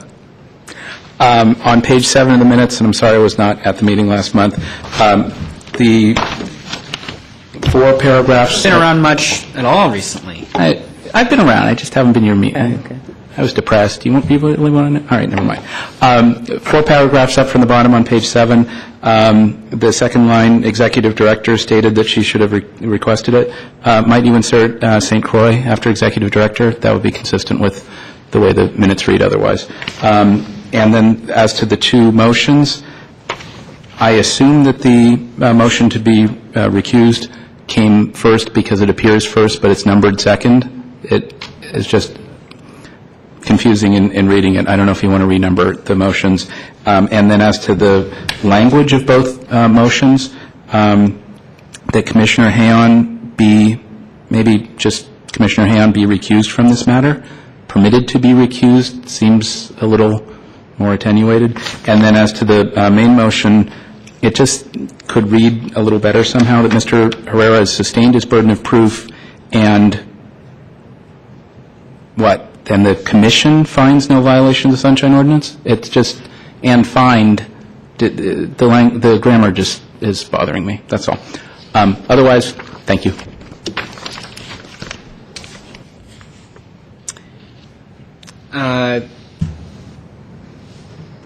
Is there a motion to approve the minutes. My view is that I do like the change to the second motion. I think we should say the commission finds no violation. I move we approve with the amendments as Mr. Pilpel corrected our grammar and other matters. Is there a second? Second. All in favor? Aye. Aye. The motion passes 5-0. Next item on the agenda is Executive Director's Report. Just one quick highlight. This was the first year where we've done all electronic filing of financial disclosure Form 700. It took a lot of hand-holding by the staff and a lot of back and forth with various people, but ultimately the process was pretty successful. I think a lot of users that had frustrations with it will be able to find it more user-friendly in the future. And a lot of the feedback we got was a computerized process actually was easy. It took me 2 minutes and 43 seconds to do mine, so, of course, I don't have anything to report. But the ultimate numbers are pretty good, and I have great hopes that the outstanding 31 individuals will be able to get to file in the foreseeable future. But all in all, I think it went well for the first time around that we did this particular form all electronic. And I think people will be happy when they find out next year that they don't have to re-enter all their information. It'll be there for them. And I would just add that we've done a lot of work to make sure that the security of the system is good. Yeah, kudos to that. I mean, I think it's great for the filers and great for the public to have access to that information. Questions for the... No, I just want to say one thing for the record in order to cover my own tail here, and that is that I had received a few weeks before an email saying that my Form 700 was due electronically with the deadline for these. And I spoke with Mr. St. Croix, and he said that was an error and that mine is not due until next year because I recently did one. I just wanted to document that somewhere since I got that email telling me all sorts of horrible things would happen to me if I didn't file the thing with that deadline. Duly noted. Commissioner Andrews. Mr. St. Croix, I just wanted to hear a little bit more about the status of the San Francisco Bureau of Delinquent Revenues. At what point, some of them are going back to 2011, at what point do they become delinquent? Well, sorry. Yeah, go ahead. Well, the city rules require that any obligation that someone has to us over $300 has to be referred to them after 90 days. 90 days. They've been here for some time. That's all. Well, and two of the three cases have already been adjudicated in court in our favor. But again, I think I pointed out before, winning those cases and collecting the money are not always, yeah.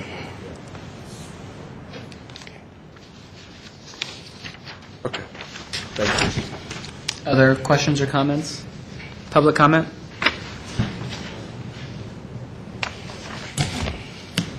Commissioners Ray Hartz, Director of Center for Open Government. I notice month after month after month this report is nothing but a form. It changed the dates to protect the innocent or whatever you want to call it. I'd like to talk specifically about item number 2, the Sunshine Ordinance. There are 3 complaints. There are always 3 complaints. So it doesn't really matter what's going on or what's coming up. I have no idea. I know, as a matter of fact, the date my referral was sent here from the task force, there were 2 others sent with it. So that was 3 right there. So how there were 3 last month and there was 1 hearing held last month and now there are still 3 really confuses me. I have decided without a doubt the executive director of the commission, John St. Croix, is an apparatchik. That is a Russian colloquial term for a full-time professional functionary of the government, i.e. an agent of the government or party apparatus that held any position of bureaucratic or political responsibility. St. Croix has no compunction whatsoever in abusing his position to deprive the citizens of San Francisco of their rights to participate in city government. He will do everything within his power to protect both elected and appointed officials from responsibility for their actions and/or inactions. I find it truly deplorable that the Ethics Commission will rely without question upon the recommendations of the staff when those recommendations are knowingly and willfully tailored to deny justice. I do not believe that the staff is responsible, but is wholly and totally at the mercy of St. Croix, a damned bureaucrat. I'll point out my determination. I filed a complaint regarding my hearing with Mr. St. with this body, and I've already gotten a decision. It seems like I get fast-tracked and everybody else has to wait months to have their hearings. And basically, there was no discussion, no nothing. Mr. St. Croix just automatically took it upon himself to decide that Commissioner Hayon's actions in my hearing were without doubt. Although his logic escapes me. Nor did she violate of the campaign because she did not have a personal, professional, or business relationship with Mr. Herrera. That's blatantly false. She's a former library commissioner. He is the city librarian. And basically, she was participating in the same fraud relating to the Friends of the San Francisco Public Library that I have been fighting for the last 5 years at the Library Commission. For her to sit here and side with the library and then disingenuously at the end say, well, I don't want to appear like I have a conflict of interest, I won't vote. I don't even think you knew what to do with that because you were all sitting there going, She wanted to have her cake and eat it too. She wanted to stand up for something that she herself had done and then say she wasn't in a conflict because she didn't vote.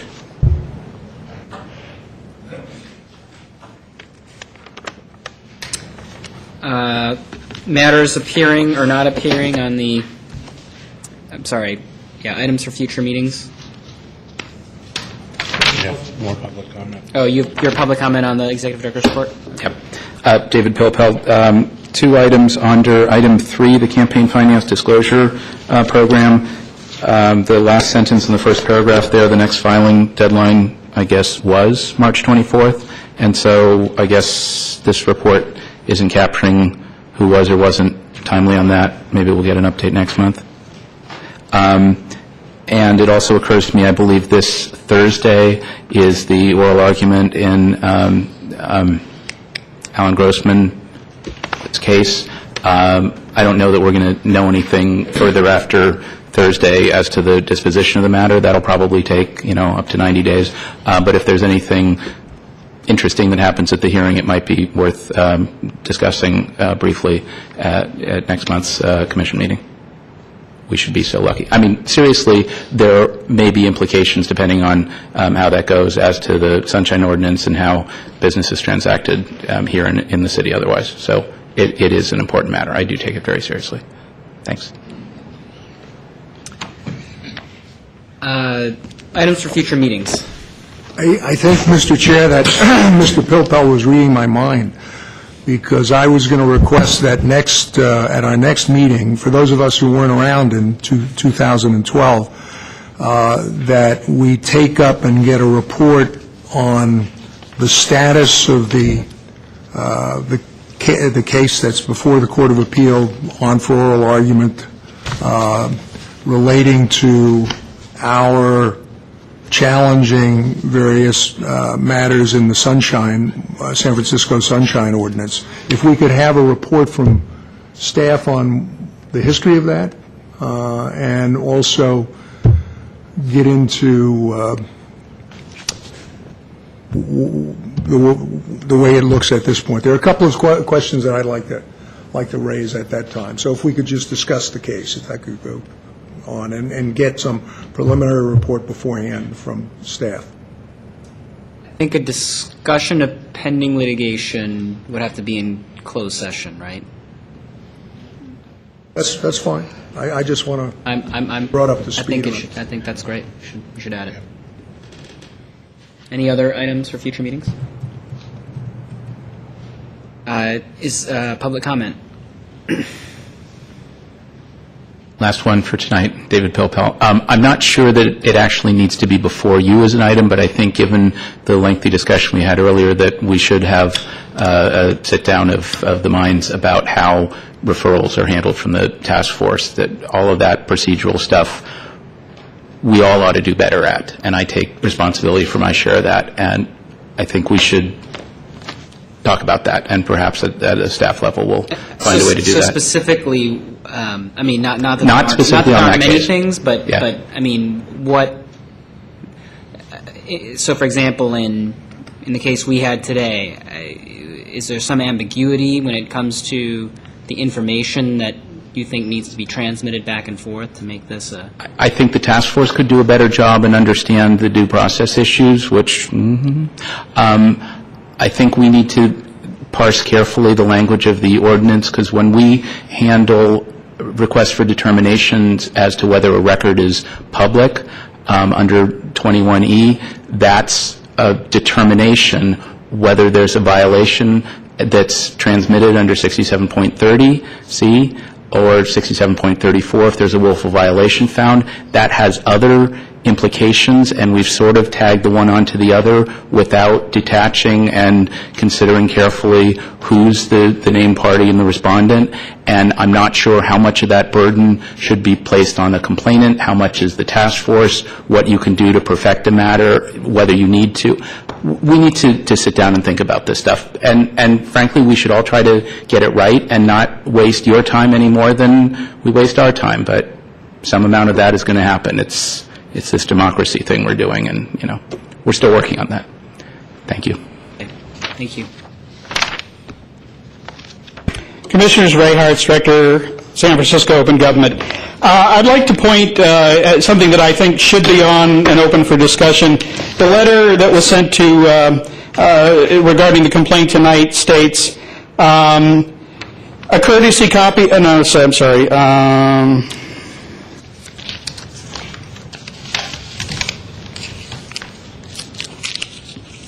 However, if any party fails to appear and the Commission did not grant the party a continuance or reschedule the matter under Chapter 4, Section 1.E, then the Commission may make a decision in the party's absence.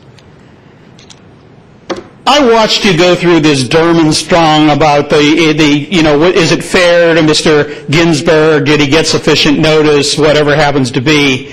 And yet, I don't see you having any problem at all if the city shows up and the complainant doesn't show up, having a hearing in their absence. You did it tonight, and you did it to me last week, and it was done intentionally. I let the Sunshine Ordinance Task Force know I would be out of the state from the 5th to the 25th months ago. They rescheduled a lot of my Sunshine Ordinance complaints because of that. And I'll be honest with you, I think it's really bizarre that this was sent to you on March the 3rd. I was not sent a copy of the referral. And then on March the 5th, the evening of the day I left, you put an announcement out saying there's going to be a hearing on the 24th, which is the day before I returned. Do you really think that any party to a hearing is going to consider you to be a fair body if you simply go and have a hearing in their absence? Would you think it was a fair hearing if you had some sort of a hearing and they did it and you didn't know anything about it and only came back to find out what happened after the fact? Especially when it was so blatant. Announcing it on the day I leave and holding the hearing the day before I get back? What kind of chicken shit is that?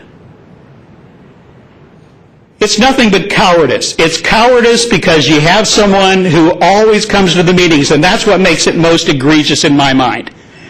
I was here the month before, and Mr. Herr made the comment that, Mr. Hartz, you've spoken more than anybody tonight. And when I do come to these meetings, I always do speak. And the idea that I would intentionally and knowingly miss that meeting is just bizarre. Mr. St. Croix made no effort at all to contact me or determine why I wasn't here, just as he did with the complainant tonight. I wouldn't be at all surprised if this gentleman didn't find out tomorrow that he had a hearing on his case tonight. And you're going to sit before the citizens of San Francisco on television and tell them you're a fair body? I'll read you the section of the Good Government Guide that talks about that. Mr. St. Croix, can you reiterate for the record what notice was provided to Mr. Hartz? He crossed his T's and dotted his I's. Yes, he did. He did an absolute minimum of what he had to do. Can you cover that? It was email on March.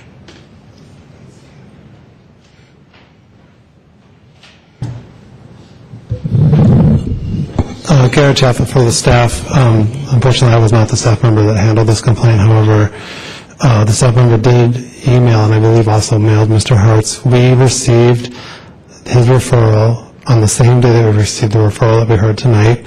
They were heard under different procedures. One was Chapter 2, one was Chapter 3. Chapter 2, we're required, if we can, notice it for the next meeting, we have to, under the regulations. So the staff member did exactly that. The Sunshine Ordinance Task Force did not tell us he was out of town. We had no idea he was out of town. Bullshit. Well, I just want to iterate, we did not know he was out of town. In fact, I was astonished that when he didn't show up for the hearing, so. Is there a motion to adjourn the meeting? So moved. Okay. Yeah, we need public comment on that. Public comment on motion to adjourn, no. No. Okay, all in favor? Aye. Opposed? None? Meeting is adjourned.